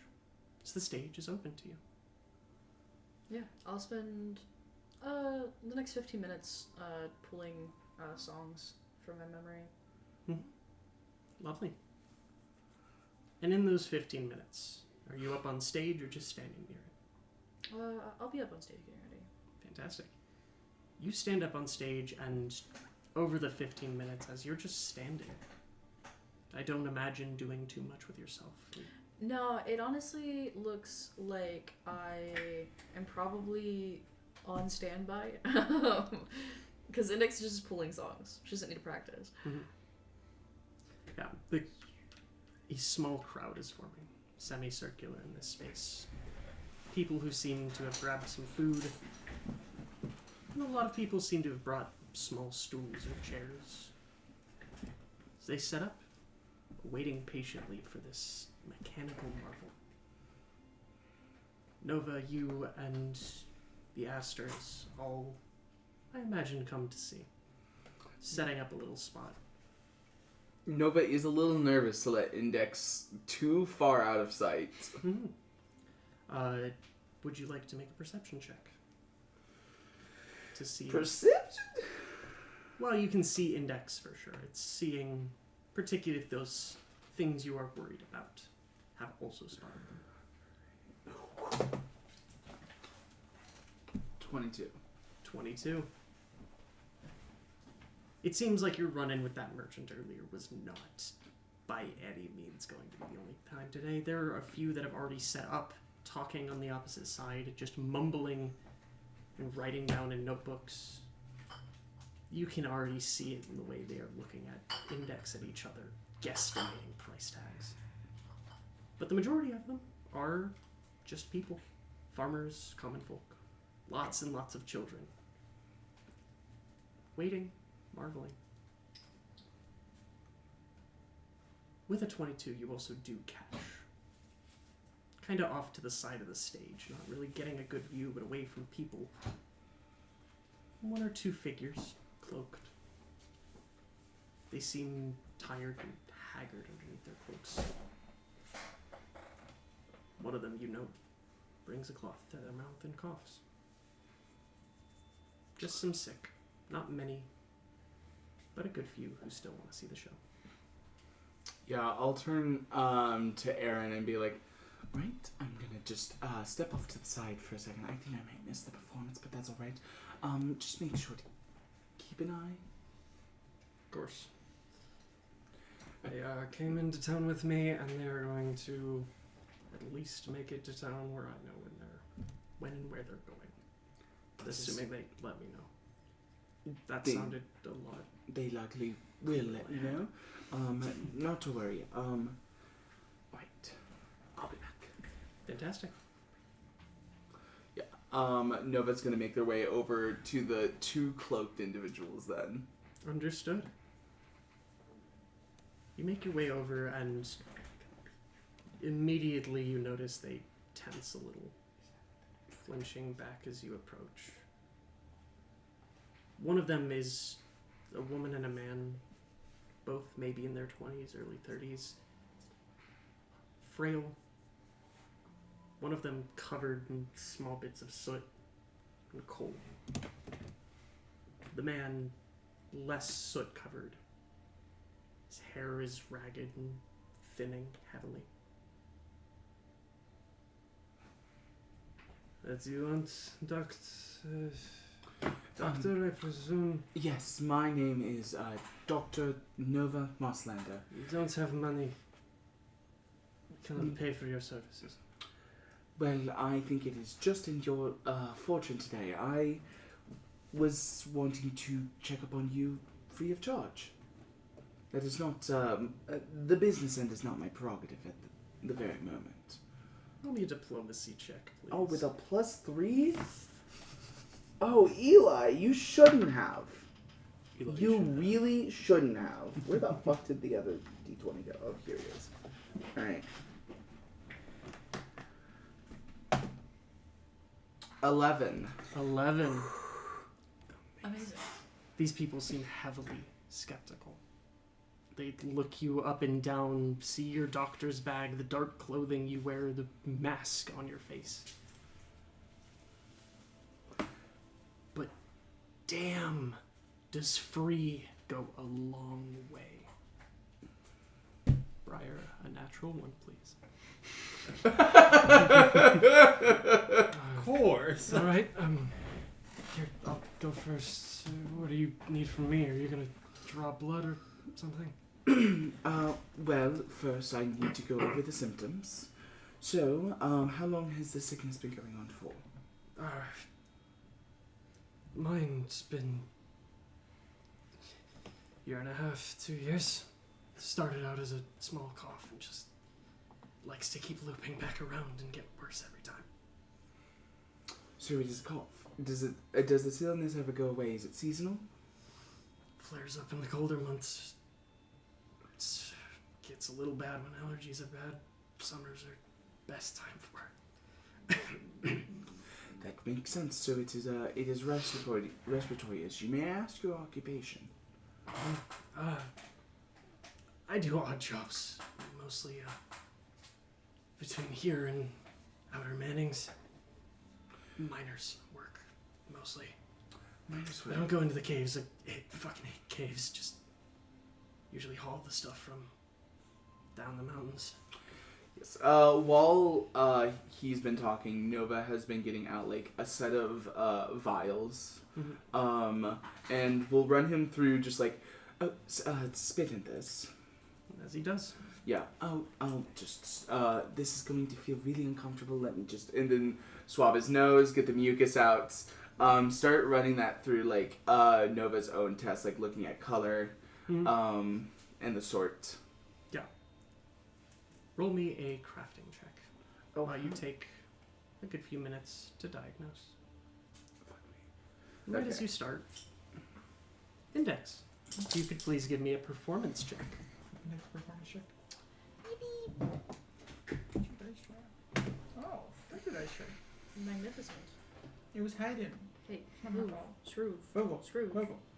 Bro, you cannot play the game. Can I- Music hero point. Can I roll a disease lore check since I'm specifically may. trying to figure out the disease? You may. Yeah, that's fantastic. One. You rolled double? Yeah. Oh no. I think it's this guy's always ass. Do I want to use the second one? I don't really want to. But this is your moment. I know. This is your This chance. is your I'm index so moment. mad. This is your moment. What the fuck? Wow. Index not happy today. I guess not. The dice never is. It rolls actual ass. Damn. I rolled one, No, no, no. 1, I'm 3 considering- on a clock, and 6. I'm considering keeping these dice for Andromeda just because they rolled 4 natural 20s in my session 0. 14. 14? I'm down 2 points. I'm so With a 14, you cycle through your list of songs, and they don't have many people lined up, so you pick a slight bit of a longer one. And you begin to play.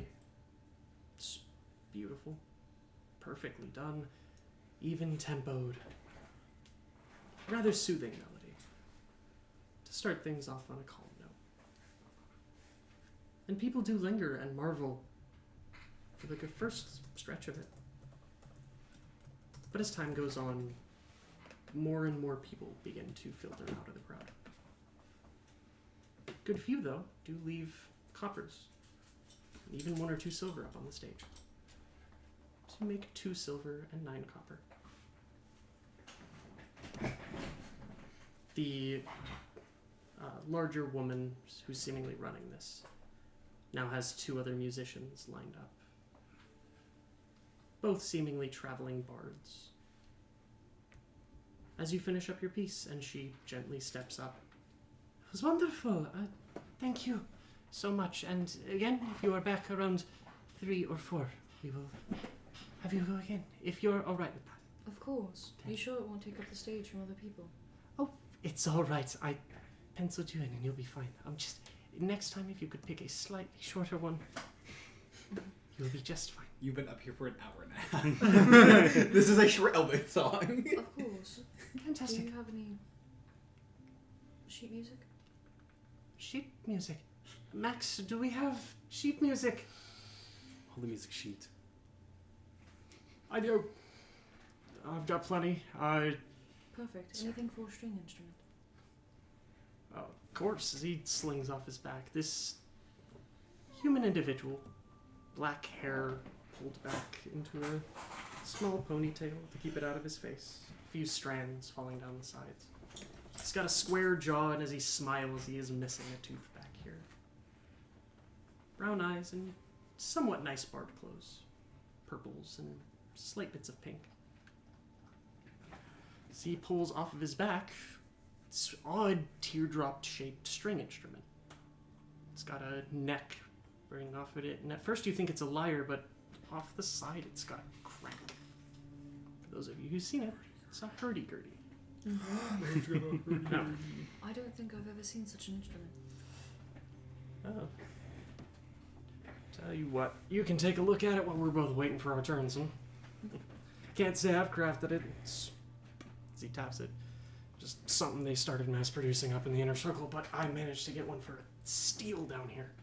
She's a little beat up, so be nice with her. As he fans out some sheet music from a small binder. Yeah, I'll grab the instrument. So, just put your hands here? Yeah. Yes. As he shows you how to use it. Guides you through the use of a hurdy-gurdy. Yeah, as Index will sight read the music perfectly. Yeah, I come over his job. Wow. Okay. Should have expected that. Is that it? Mm-hmm. Oh, I place money on this. Doubt you're much of a gambler, but Silver bets you that you, from the elves, huh? It's all from the filigree and the damn fine craftsmanship. Yes, I am. Lovely. Yeah, no, normally we stick to 5-10 minutes if you're really pushing it. I understand. I Hmm. will keep this in mind. Most of those pieces barely hit 3. I prefer songs a little shorter, and hell, the longer I play, the worse my fingers get. Still building up calluses, you know? But if you want to borrow some of my music, just don't take the first 3 songs. Those are what I'm going to be up there playing. Oh, yes, of course. Of course. Do you mind if I borrow your instrument? Be my guest, as long as it doesn't blow up in my hands, and certainly won't blow up in yours. You're doing it more care than I can. Perfect. Are you performing before or after me? Before, assuming she reaches over and just lightly steals the sheet. Yep. I'm right before you, so I'll just pass it off when I get off stage. Perfect, thank you. I don't think I got your name. Oh, Thomas. I will... Does Index shake hands? She's supposed to? Typically you were more in a curtsy sort of deal, but people here have tried to shake hands a good bit. Mm-hmm. Okay, then yeah, I'll... Whoa. Thomas, he I said. expected that.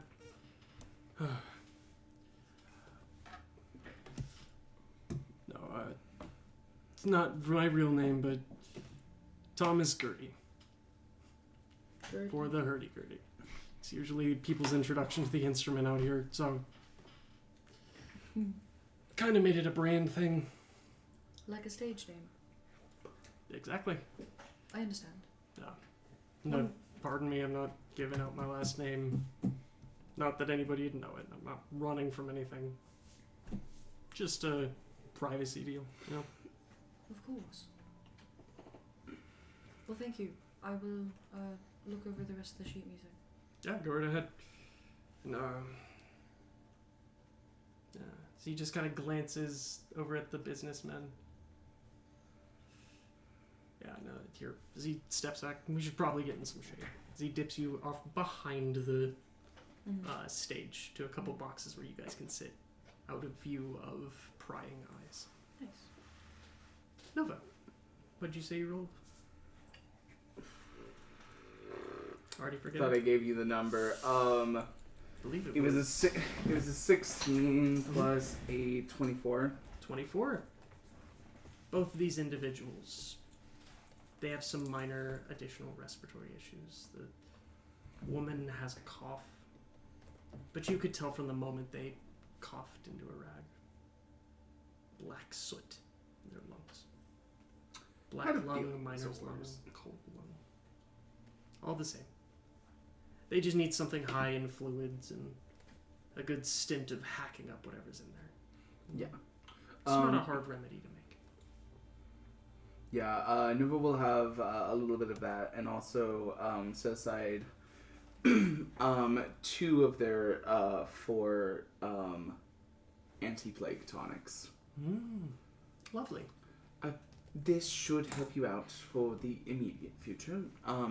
Hopefully turn the negative effects of the herbs into a more bearable recovery. Because what is in here will cling to the soot in your lungs and allow you to expel it faster. Probably why it's sticking around for so long is because it clings to the inner walls of your lungs. Yeah, sure. Anything that we can do to just help out with that outside of this. I can't exactly say I'm not going back up to the mountains. It's where money is. Well, if you continue to go up back to the mountains, I could my work can lessen the pain for now, but I don't consider it going away if you continue to expose yourself to the contaminant. Thank you, anyway. Glad there's at least something to help short term. Thank you. Say Of both course. take it and take the remedies. And you turn, and Index is gone. Aaron, who is kind of still lingered near the crowd, even as Gabe and Gracie do run around towards food trucks with what is clearly Aaron's wallet in their hands. Yeah, Just kind of picks up his arm, adjusts the thumb, and gestures behind the stage before turning and making his way over to his siblings. behind the stage. Hope not. As Nova will make their way backstage. Where you find Index and another gentleman, as described before, just practicing music. Dr. Nova, hello. Hello. Sorry that I missed your performance. I was dealing with some other patients at the time. Did it go well? No, Oh. I seem to have exceeded my time limit by at least 5 times. That makes some sense. You mentioned that you were elven in make, so Yes, I am starting to learn this, though Thomas Gertie here has let me borrow some of his sheet music. I picked up a new instrument. Thomas Gertie. Yep, like the hurdy-gurdy. It's kind of my thing. Okay, Thomas already gets He's already there. You know, I thought I heard about it. Is the hurdy-gurdy a recent instrument? Outside the inner ring, yeah. Not many of them made it, but I think they're maybe a little past their prime in the inner circle, but I'm not usually in there, so. That actually makes a lot of sense. I got a letter recently from one of the people I know talking about said instruments and its strange approach to music. If you don't mind me asking, how far out is it going so that I know where not to lug Thomas Gertie around? It's starting to sound stupid now that I say it more. Well, this person travels quite a lot, so Too talented. travels quite a lot, so I Shit. think it's a very accurate description. You know what, I'll take it. Accuracy's important. Correct, I agree. My name is also a designation. Oh. What is your name? Oh, apologies. My name Wait, is Index of Index. Monterey Set it State. on the thing. Automated assistant at you. Oh. Your Wow, service. nope, there was a whole title. Go. Sorry. I have already done it. Shit, I missed it. Fantastic. I think I caught some of those words. Well, Speaking of, since I have memorized the sheet music, I will leave your instrument here, and go visit the rest of the festival until my performance. Correction, until your performance. Sounds good. You've already read through the music, and you don't need to stick around for it. There Don't was think I can. this rather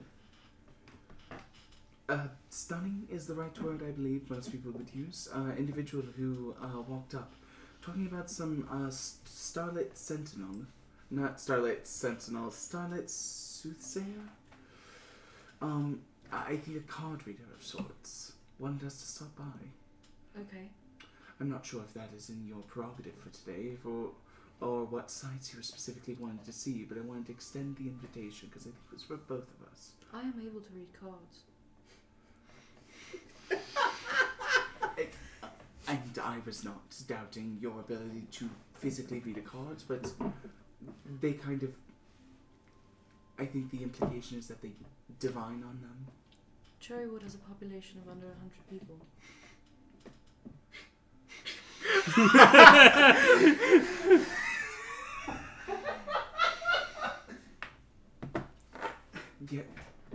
Yes. And? I just think it would be very difficult to believe that a genuine soothsayer would find its way here. Then we do not have to check it out.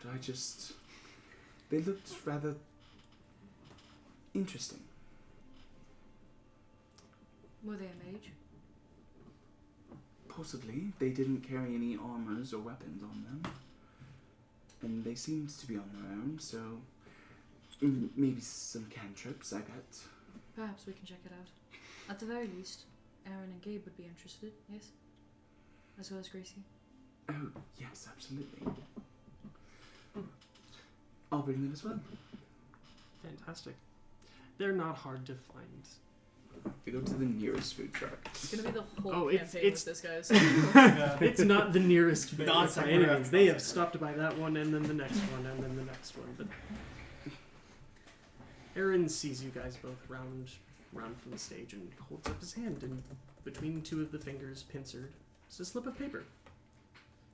Hey, welcome back. What's that? A bill? No, I'm glad it's not this long, though they are trying to get close. So he shows it off to you guys. It's a small itinerary of events. Small map of Cherrywood, very crudely drawn, not printed by any means. Handmade. But it seems like a map and a key of the place. The few events. The Soothsayer, you note, is a rather recent addition, penciled in where there is pen for the rest of it. Right down here. A few other bits and bobs penciled in. There's some marksmanship over here, a keg toss and drinking fest, and early on into the afternoon, a tavern right here, all you can eat, there's a number of fun festival games. One that I imagine catches your attention is something labeled a Battle of Wits. Followed immediately by, if I can figure out where to put it. I want to make sure that I say it right. Armada. Which doesn't ring a bell to you. To either of you, I don't think. It is the what was Trinity, which is scaring me. What is it? Hmm? I don't know. Can you say it again, Eli? Armada. Though, if you have any kind of games lore, I would permit you to roll. What if you have unspecified bard lore? That would also work. Okay. I'll roll then. Oh, yeah, sorry. Mhm. Yeah. Your class. My whole build. Your whole bit. I have two lore skills that you- do this, you so get the to other roll. one gives me a +1. The whole enchilada. I get to always roll. Oh my god. You get to always roll bad? This game sucks. I'm never gonna roll Invictus dice ever again. I wouldn't. I rolled 1, 1, 3, 5, 6. You should use the cybernetics dice. What? The cybernetic dice. What are you talking The about? ones you got from Dispel, the ones that have the circuit boards. Oh, yeah. Ooh. What's +8? 13. 13.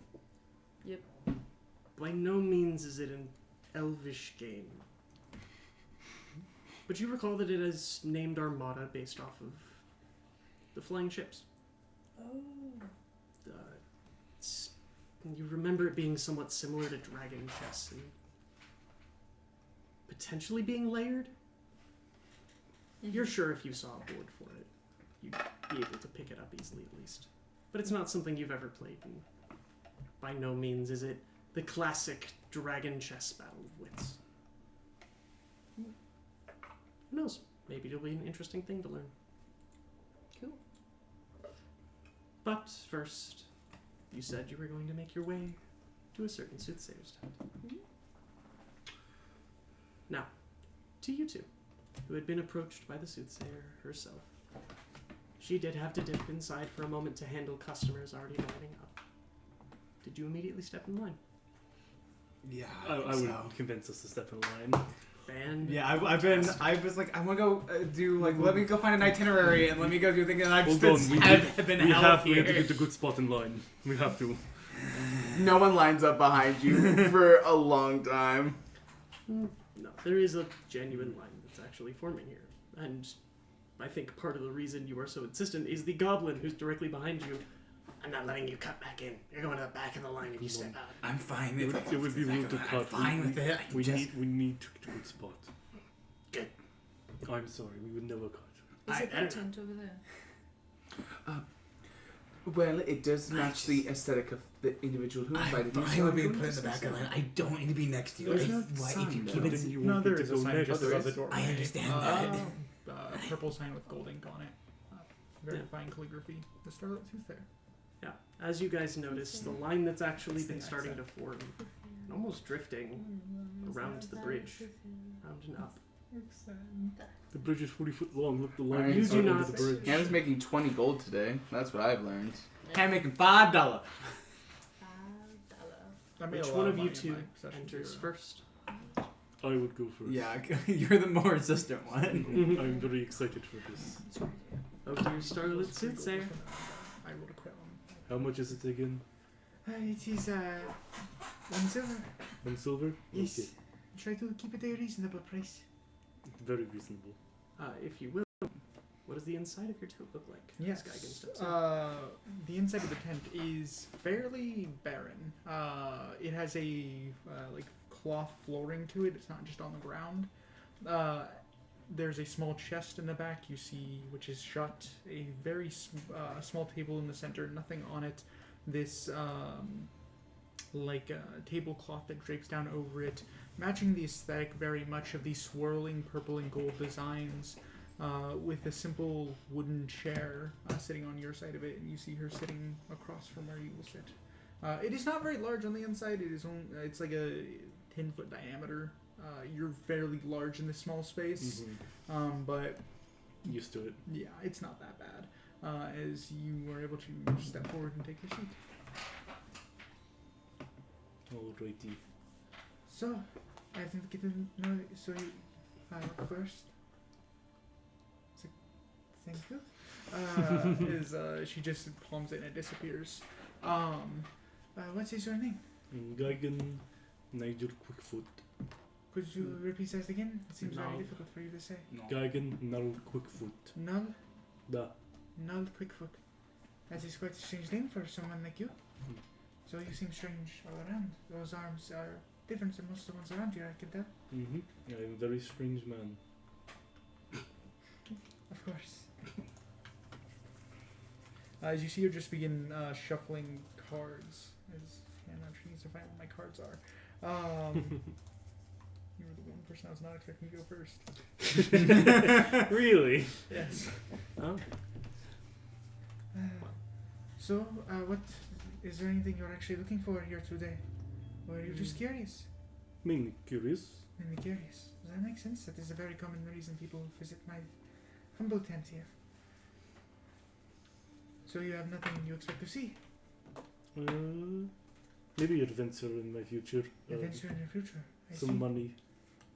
Probably. If venturing is in future, then money probably is in Money future. is always a good thing to see in your future. So, how this works is I'm going to draw 3 cards. In the order, it is going to be the past, then the present, then the future. No. Alright. So, in your past, what we see first is the Queen of Strength. This is a card that represents not strength in the physical sense, strength in the connection in the bonds you share with others. Did you have strong connections where you come from? People you cared about, who cared about you? Family. People who guided you? Mm-hmm. I see. And also physical strength too. Of course, yes. For your present. The Fool. I am no fool. The Fool actually very rarely means that you are foolish or stupid in any way. It actually more frequently means that you are a strength of character, is more how I see it. Then why is it called fool?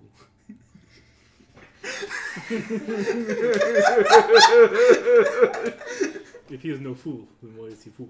Because many see his happiness as foolish. Should be the happy. That would not roll off the tongue quite as well as a fool. No, I guess. And in your future? The Four of Strength. That represents strength in a different way once more. Not strength of self, but strength of union. Of finding people to connect with. Lots of strength, apparently. Apparently, yes. You seem to fit the bill rather well. I'd agree. So I see in your future that you will likely find many friends who will make you stronger. I like that. Very good to hear. Of course. Has this been satisfactory?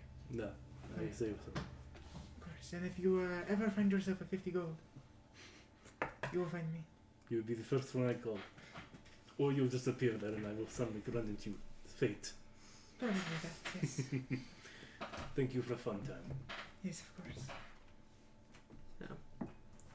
And as you step out, Kara's next in line. Have fun. Yeah, will do. It is at this point that you both, along with the Asters, make your way. Right as a burly half-orc individual with functional mechanical arms steps out of the tent with, I imagine, a big old grin on his face. And you see one of the most beautiful autons you have ever seen. A creepy little plague doctor. And two individuals. One, a small child pushing a wheelchair, and another, slightly taller, his tin arm resting on the younger one's head. One with a tin arm, and one with wood. The boy immediately slows, gawking up at you.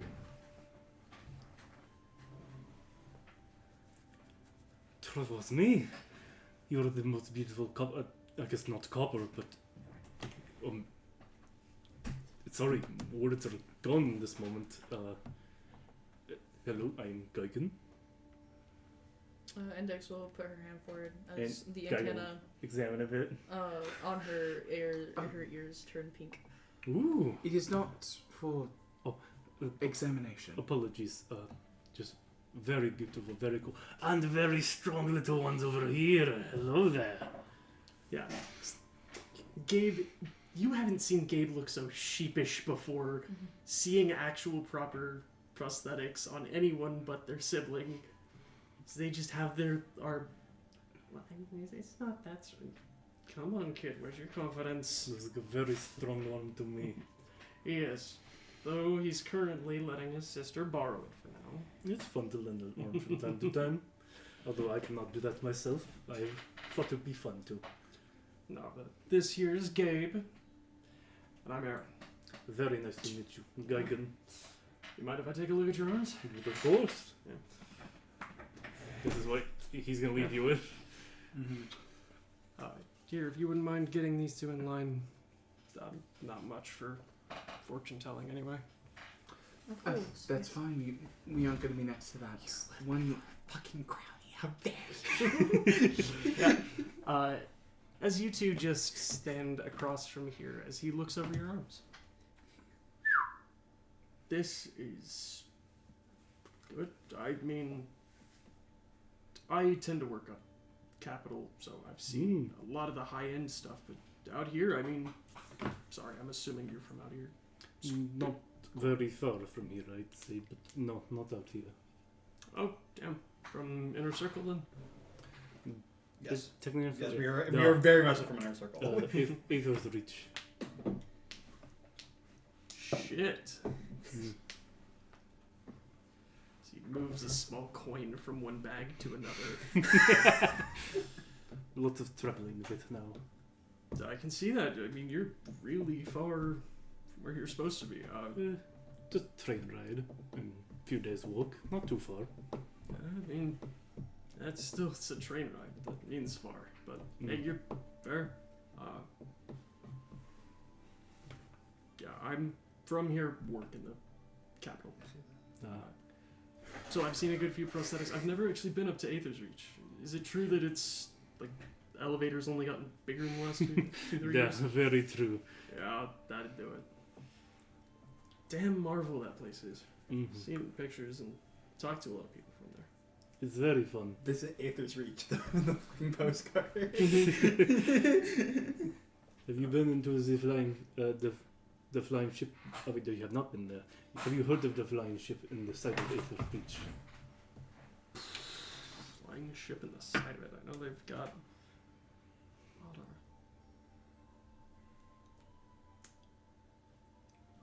It's not ringing a bell. Nah. It's a very good bar, very fun place. Well, I'll have to check it out next if I'm ever up there. Mm-hmm. Highly recommend. Right. Well, I'm gonna go. No. Sibling. If you wanna join us, I know you just went through, but if you're happy letting the kid take a look at your arms, Of course, I will let for you look at someone who arms. wears a prosthetic most of the time, he's more into them than I am. It helps be in them when you need them. Yeah, trust me, makes sense. I'll entertain the kids in line while Kara gets her reading. Fantastic. As the partially mechanical half-orc does join you two over in the line. But we switch to the inside of the town. Hello, sir. Hi, how's it going? It's going quite well. Quite the festival here. Yeah, It seems larger, but for a small town, it is certainly something to master. it's I come from larger, so it's hard to approximate. It much more vibrant, I would say. Yes, that's a good way to put it. First up, Right. So, thank you. What is your name? Kara. Kara. It is good to meet you, Kara. So, as this works, I'm going to do a hero reading for you. I will draw 3 cards for you. One will represent your past, one will represent your present, and the other your future. The past and present help me see your future, which is why they are necessary. Is there anything you would specifically like to ask about, or would you just like a normal read? I think normal's in the bill for me today. Of course. So, we should start. As Andromeda shuffles up the deck. In your past, the first thing we find is death. So, a lot of people freak out when they see this card. Usually because I draw it in the future more often. It does not actually mean death. Not really at all, actually. It can, of course, but considering you're right there, probably not. I would hope. Or you're undead. That's also possible. I've had that happen before. I'm very much so alive. Perfect. Then it usually means a type of rebirth. Usually means a large metamorphosis of sorts from who you were to who you will be. But that has already happened. So, you're present.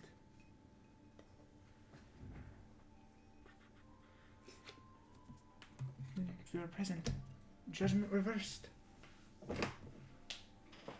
That represents a judgment of self. Whatever this makes me believe, whatever this is something you do not like. This change, which will lead us into the future. The Four of Strength. A strength through unity. It is a strength represented by not being able to do anything or do something alone. It is not a weakness. It is numbers are helpful. That is when you are safest. I hope you found the reading accurate. Scarily so. I think you got that right on the 10. Yes, If I didn't believe before, I certainly do now. that's good. That is the least I can do. Have a wonderful day. Car will very hurriedly get up and turn towards the door. As you make your way out of the tent, Yours is the easiest one to do. Oh, I'm not gonna lie. absolutely. you don't immediately see Geigen, and he 100% left you. Oh, nope. Just look to your right down the line, and there he is. Back in line. For round 2. Back in line. With What do you do a again? young I don't boy fucking of maybe 12. Currently sitting on his shoulder with his arm up. Just inspecting the arm. Even pulled back a plate as you watch a few screwdrivers fall out. Very good for storage, as you can Carl will walk up. And you see, as I've described before, the most beautiful autumn you've ever seen. Another older gentleman with a mechanical arm, tin, faintest light of malleum running through it. And a plague doctor next to a young girl in a wheelchair.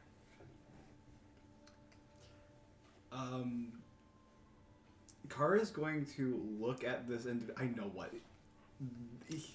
Roll me a perception check. Okay.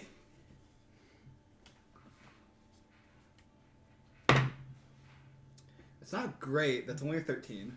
Only a 13. So probably not then. You're used to being hesitant around people who can afford malleum, but Mm-hmm. this shoddy prosthetic Oh, goes up that's fine then. a good chunk of his arm. Mm-hmm. Sleeves covering anything, and he doesn't immediately have a guard's mark or anything like.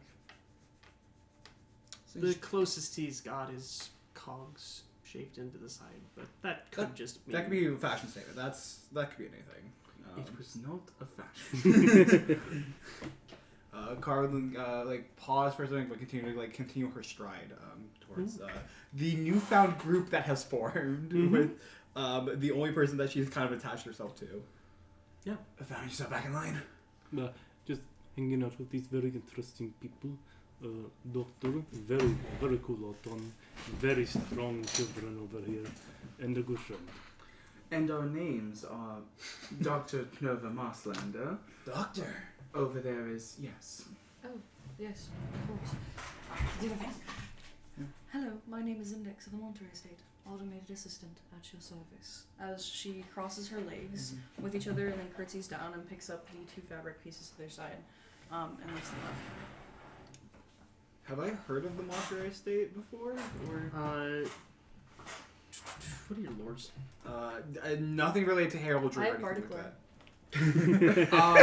Nice. You should ask this. You know what? Roll for yourself. Do you know what What you're do you say? Engineering, hunting, and legal. I would say then you were just rolling society. I'm just rolling society. I do have training in society, surprisingly. I don't think original card did. I will say the DC's a little bit high. Oh, absolutely. I don't think I'm going to hit it. I don't hit it. I got 9. 9 total? Yeah. Sounds fancy. Sounds fancy. That's alright. Should have paid more attention. State, if they're from Esper, which, hell, they probably are being an Auton, estates are typically owned by bare minimum a count. Yeah. Not a baron or a duke. It comes from someone wealthy, and you're not immediately seeing a count, a baron, or duke. So, that strikes you as odd. Nice to meet you. Sorry, you're a very striking individual, unlike any I've seen before. Thank you. I appreciate it. Yeah. Nice to meet you all. I'm Kara. Aaron, Gabe, and Gracie. Gestures up to Gabe. Also, I think you just started picking up the children before you introduced your name. I don't... Sorry, got distracted. Geigen. Kara. So they said.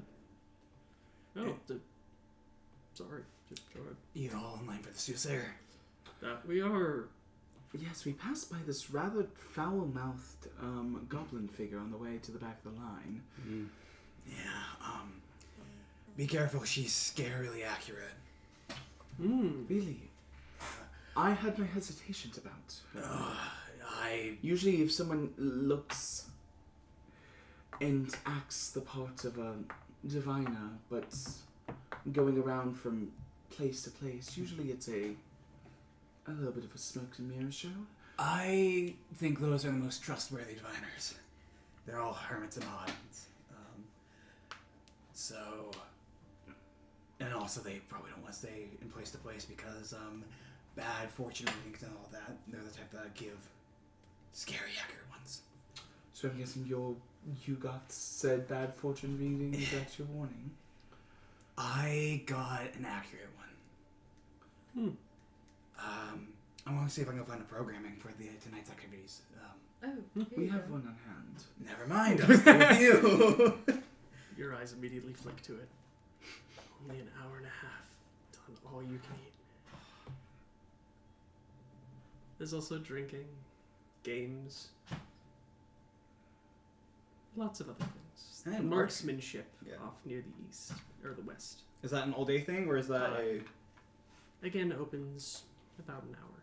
an hour? Okay. Though, granted, for opening, it likely just means when they're supposed to start.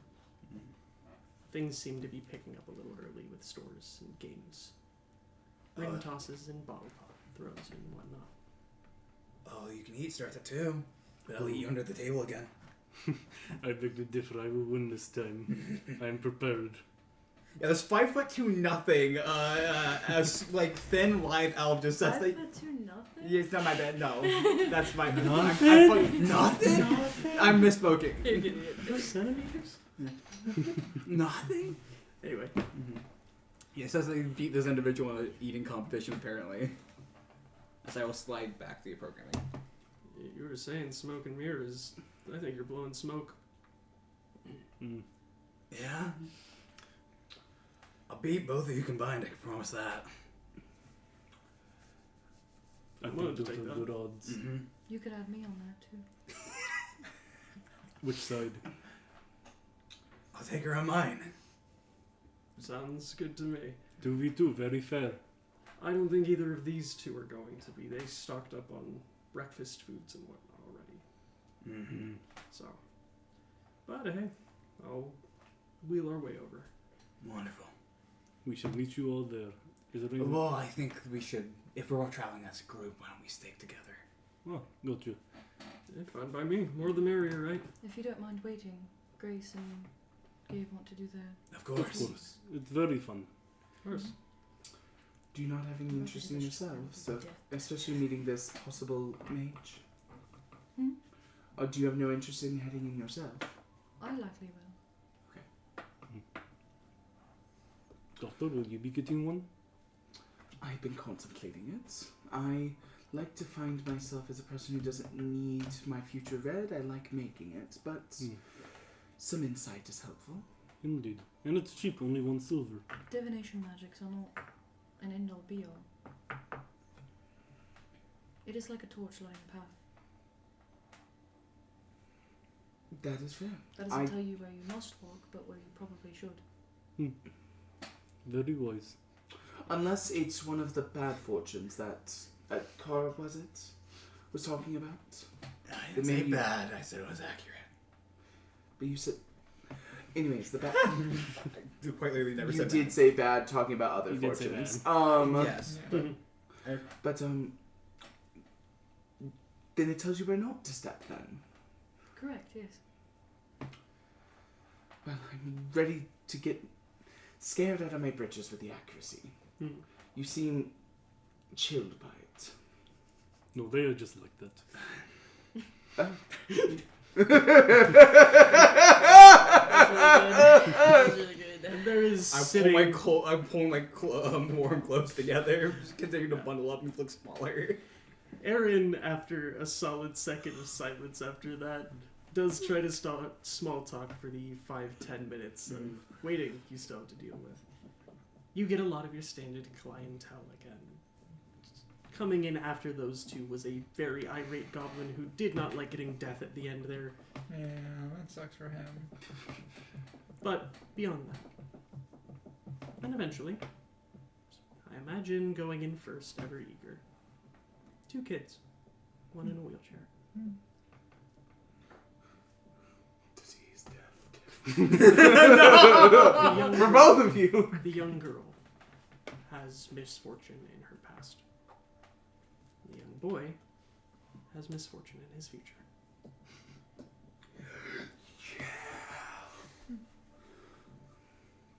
He seems to take it in stride, though, seemingly stuck on how cool and accurate the present and past were. Stepping out, ever eager, ever the little believers, those two. You hear them trying to pull someone else in, but some skeptic is not getting quite persuaded. Which of you two wants to walk in next? What are you doing?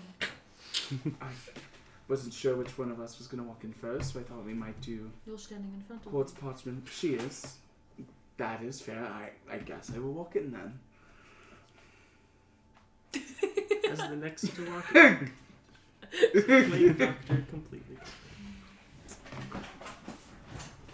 Oh, so you did decide to stop by. That is excellent. Well, if I,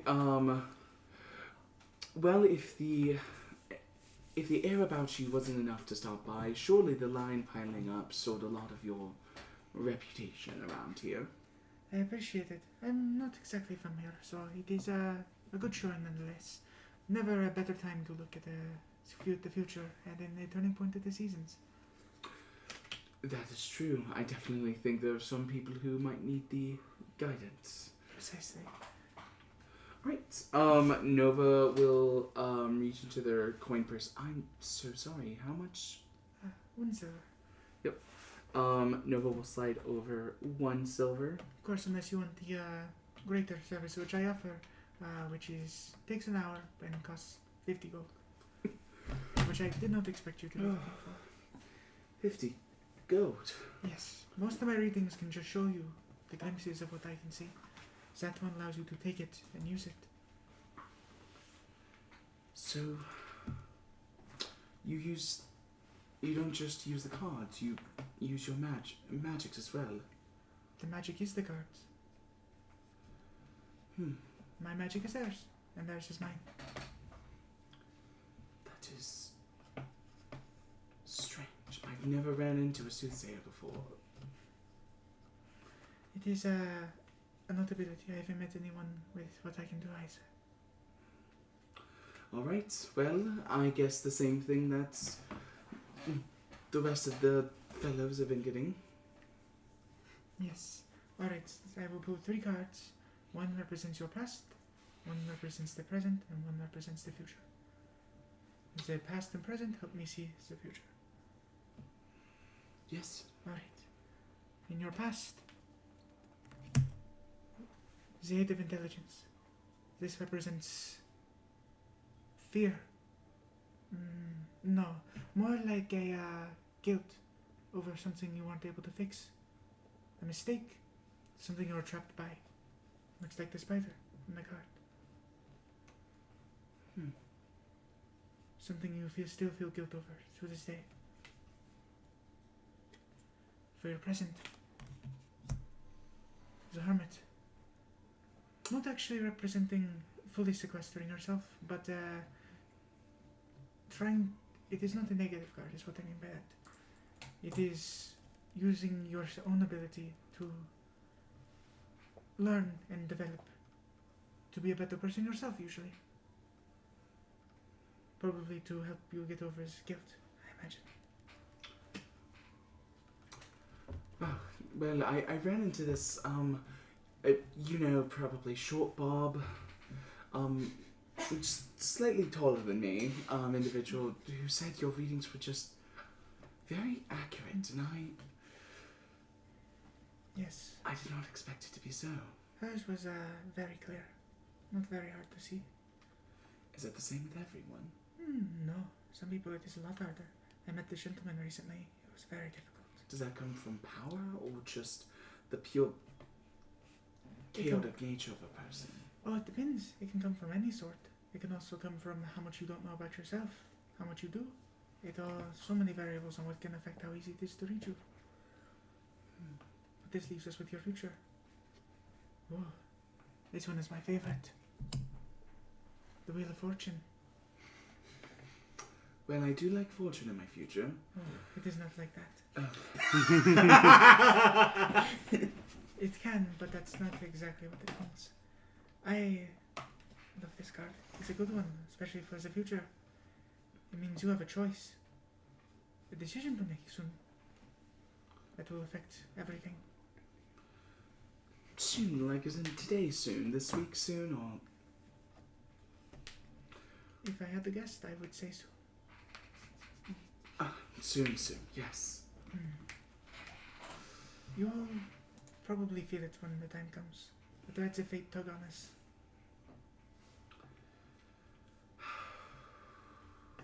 Well, I hope this choice brings prosperity. I think it is a good choice you get to make, considering the development of your past to present, which got better, to the present and future. I imagine it will be a good choice. Let's hope.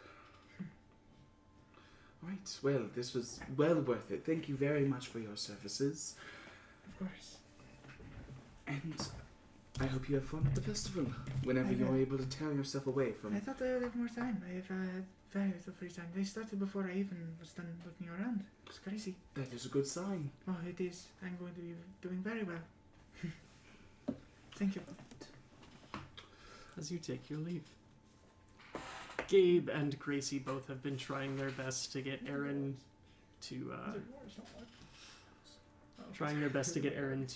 go into the tent, but Aaron is now using the excuse of, I've stepped out of line. I'm not in line anymore. That one goblin will be furious. People were already complaining today, and it's just rude. I'm not that type of person. But you're up next. If you want to go, I think it'd be great. Of course. Fantastic. See, then next I wouldn't cut in front of this young lady here. Young halfling, black dress with flower patterns. Standing behind her, the same very well-dressed halfling individual, Merlia, that you saw up near the crag. Index will make her way in. And that you do. Oh, so you did decide to stop by. Hello. Hello? I did. You're here? Yes, I just didn't know you were expecting. Well, I saw you. I was very curious. Oh, I see. Yes. That happens often. Not in a supernatural sense, no. I was not expecting you. If that's what you were thinking. Index will sit down. You are very interesting. Do you represent someone? Yes, my name is Index of the Monterey Estate. Automated assistant at your service. Do I get to roll against that one? Please do. Society? Let me double check your laws, but I believe that is accurate. I don't have my elf lore yet. I get that next level. You don't get it, oh, bro. No, I get it at my ancestry feat level 3. Choice. Level 1.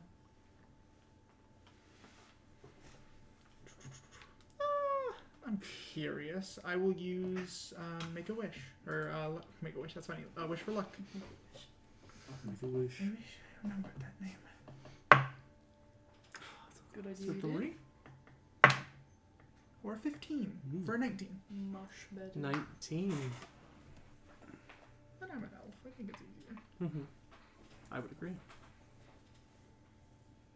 The name very much does end up ringing a bell. You've traveled a good bit in your time and have heard and kept an ear out specifically for very wealthy individuals as you wander. At a certain point, even, you tried to petition. Very, very early on in your travels. A lot of the wealthier estate-owning elves, especially ones that tied themselves with the Arcanist Guild. Monterey Estate is a bit of a mystery. They did not give much information out, but they do house a rather powerful mage. Oh my, I've heard of them. You have? Yes, I hail from Irendel as well. So, they are a pretty notable name. I see, yes. Curious, you're of their house? I am. Are you here representing them, or Yes. not yourself? No. I see. Do you have a will? I need to know for my reading what I'm trying to target.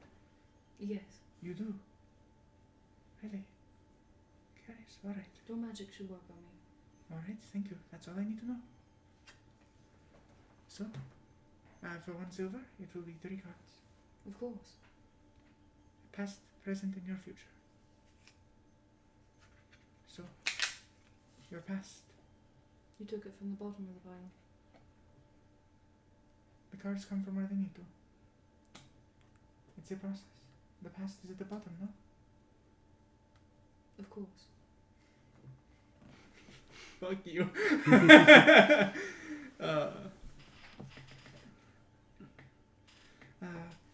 The sun. The sun represents innocence. Is in your past, no? Or is that your present as well? You don't seem very well worded, though you are. Is that an insult? It is a question. I consider myself very well worded. Of I know course. numerous languages. Fair enough, I see. So, your past is innocence. From your present.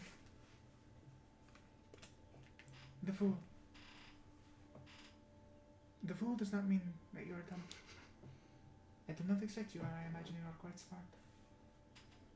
It represents, the word I would use is, I think, whimsy. Do you feel whimsical? As you are now? You watch as the antenna on her head switch to purple.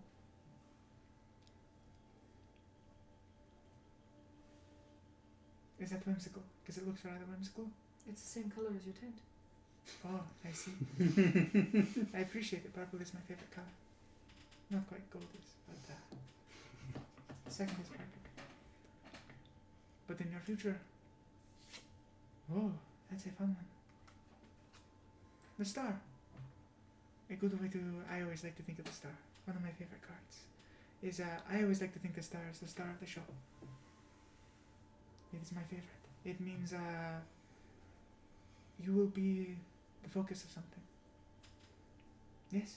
Does that make sense? I don't know how that would happen. I don't know either. Won't it be so exciting to see? I suppose.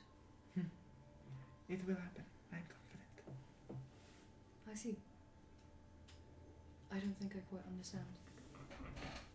What any of this means? Mm-hmm.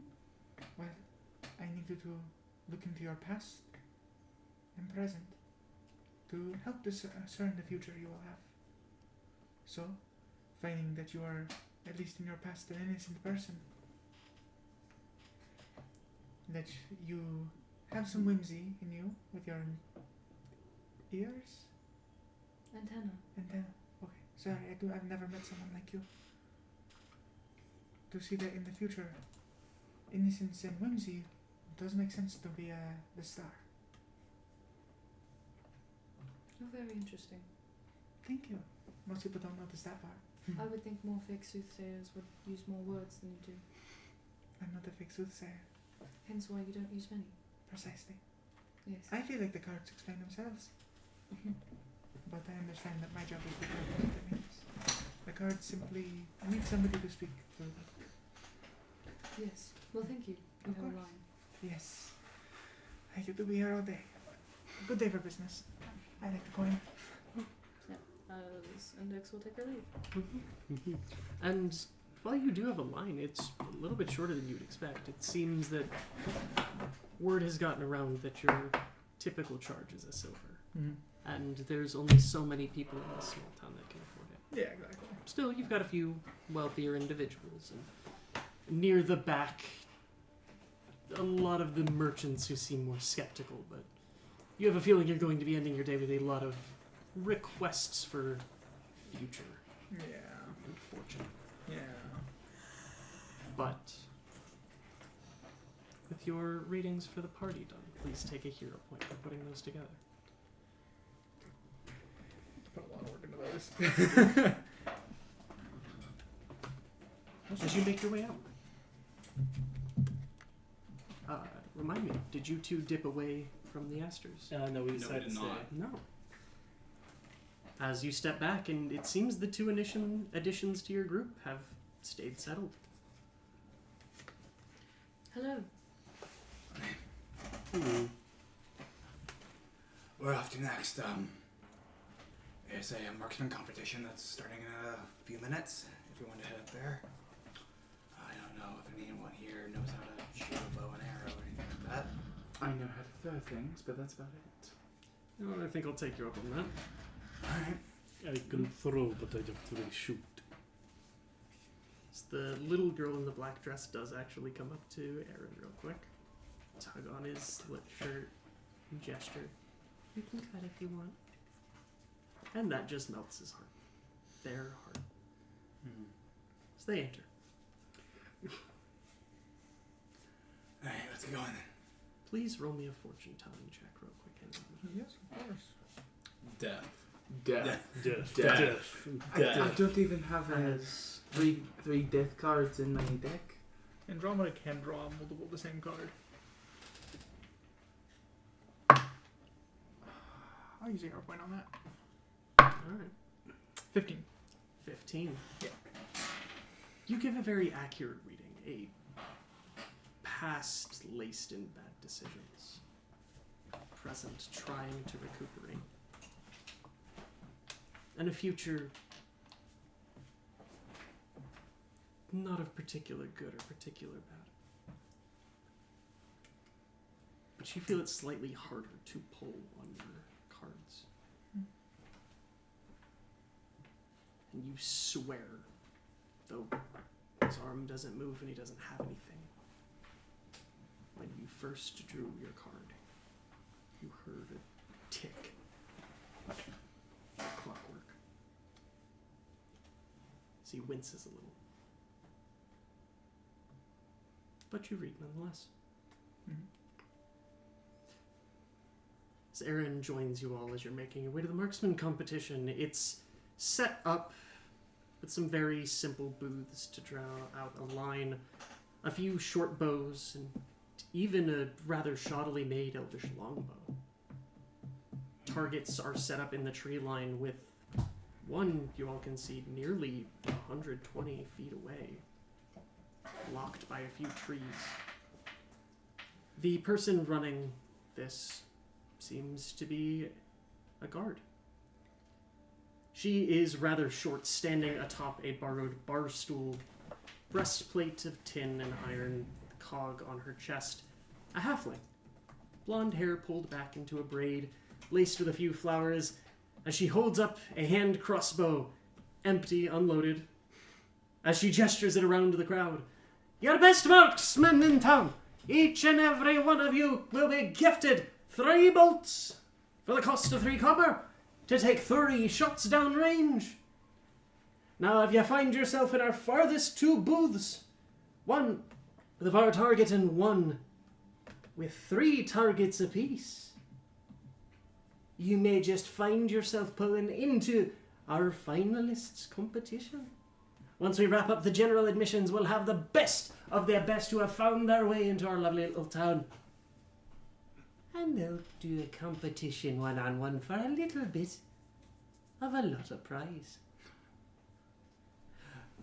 And now I see a rather interesting group walking up here, though I'm noticing no bows and arrows on yourselves. Who here's in their right mood for shooting something? Yes, that would be me. Aaron also raises his hand. Their hand. Do you guys mind if I use my own material, or Is it just bow and arrow here? I am required to give it a good look up and down, and if you're in the mood for firearms, it does cost a little bit more for the black powder used. I've got my own. As Car will slide out from her sleeve, will slide her firearm. As I will turn over to her to inspect it. As she takes it, looks it over just very quickly. I didn't put a scope on a pistol, which is the thing we were real looking for on these sorts of things. And didn't look too magic to me, though not exactly my eyes for it. Idiotic to put a scope on a pistol. Not because of, it's not impossible. It's just it's modular. As I will, inside of my coat there's another barrel of a gun resting in there. Alright. That's a nice shooter you got there. Thanks, I try. And, they armed you with a gun yet, Aaron? Aster. No, Gwyn, I did not bring a gun to a festival. I'll need to borrow a crossbow. Borrow? You're gonna borrow it proper this time. Ends up right back in our tin when you're done, and I'm keeping my eyes both on you this time. You're not distracting me again? Handsome as you might be. So he just takes the crossbow and affixes it in his hand. Looking crossbows, if you can do crossbows, I can step down a peg. You don't need to limit yourself. I'm not letting myself. I'm making sure that we're on an even playing field. You sound confident. Very. Well, that's a damn shame here. I was hoping I was the only one. You going for range or quantity? 3 shots, 3 targets. I think I'll one shot each. 1 shot each. Carl, Ladies first. Oh, a charmer.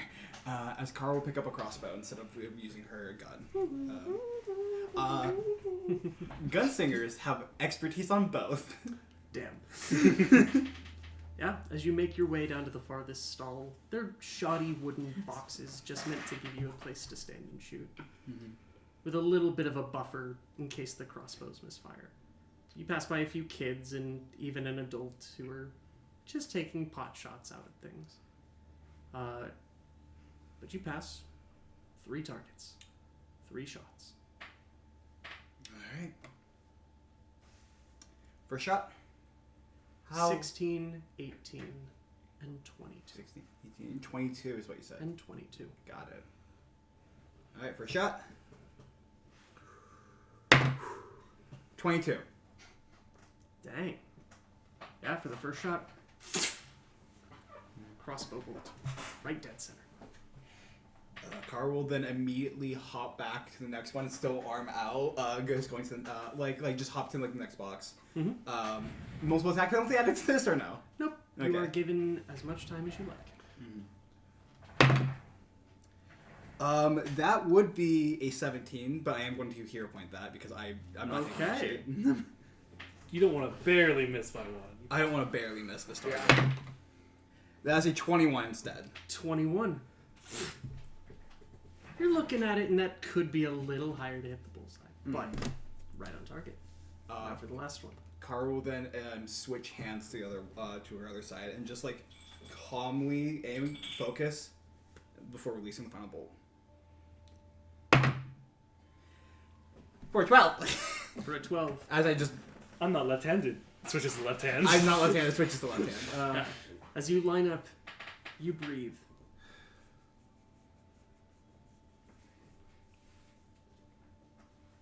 But it's not right.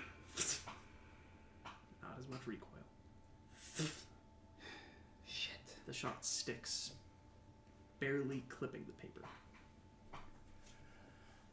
Not my main weapon, but at least it's on paper. That's all I care about. No, you're good. You're good. Now,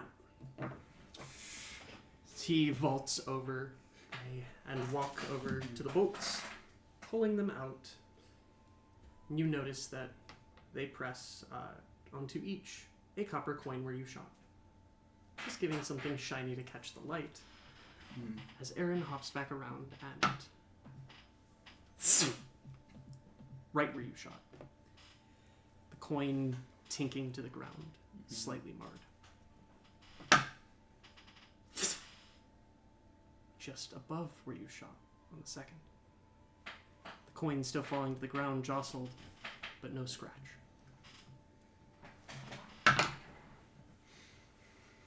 Last. Dead center. That last target. For a mechanical arm, clearly not enchanted, it is rather steady. But that second one didn't hit bullseye like yours did. Both of you have 2 hits and 1 on paper. Technically a draw. Fantastic shooting there. Yeah. What prosthetic you got there?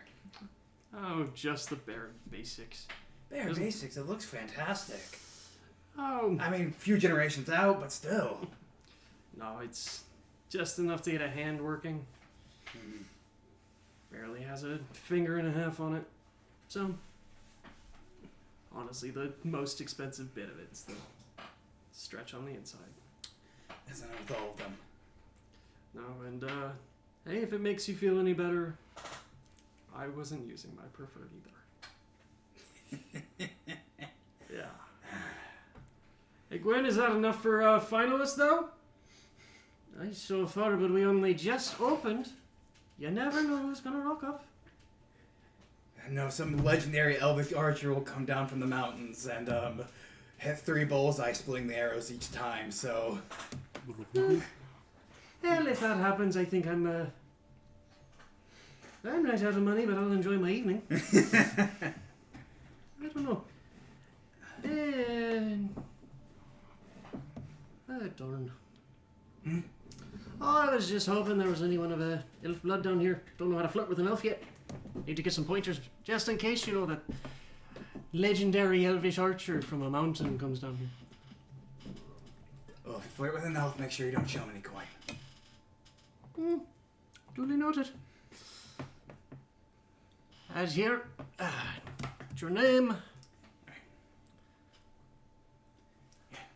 I'll give you a call around the town, calling for you when it's time to do shooting. Wonderful.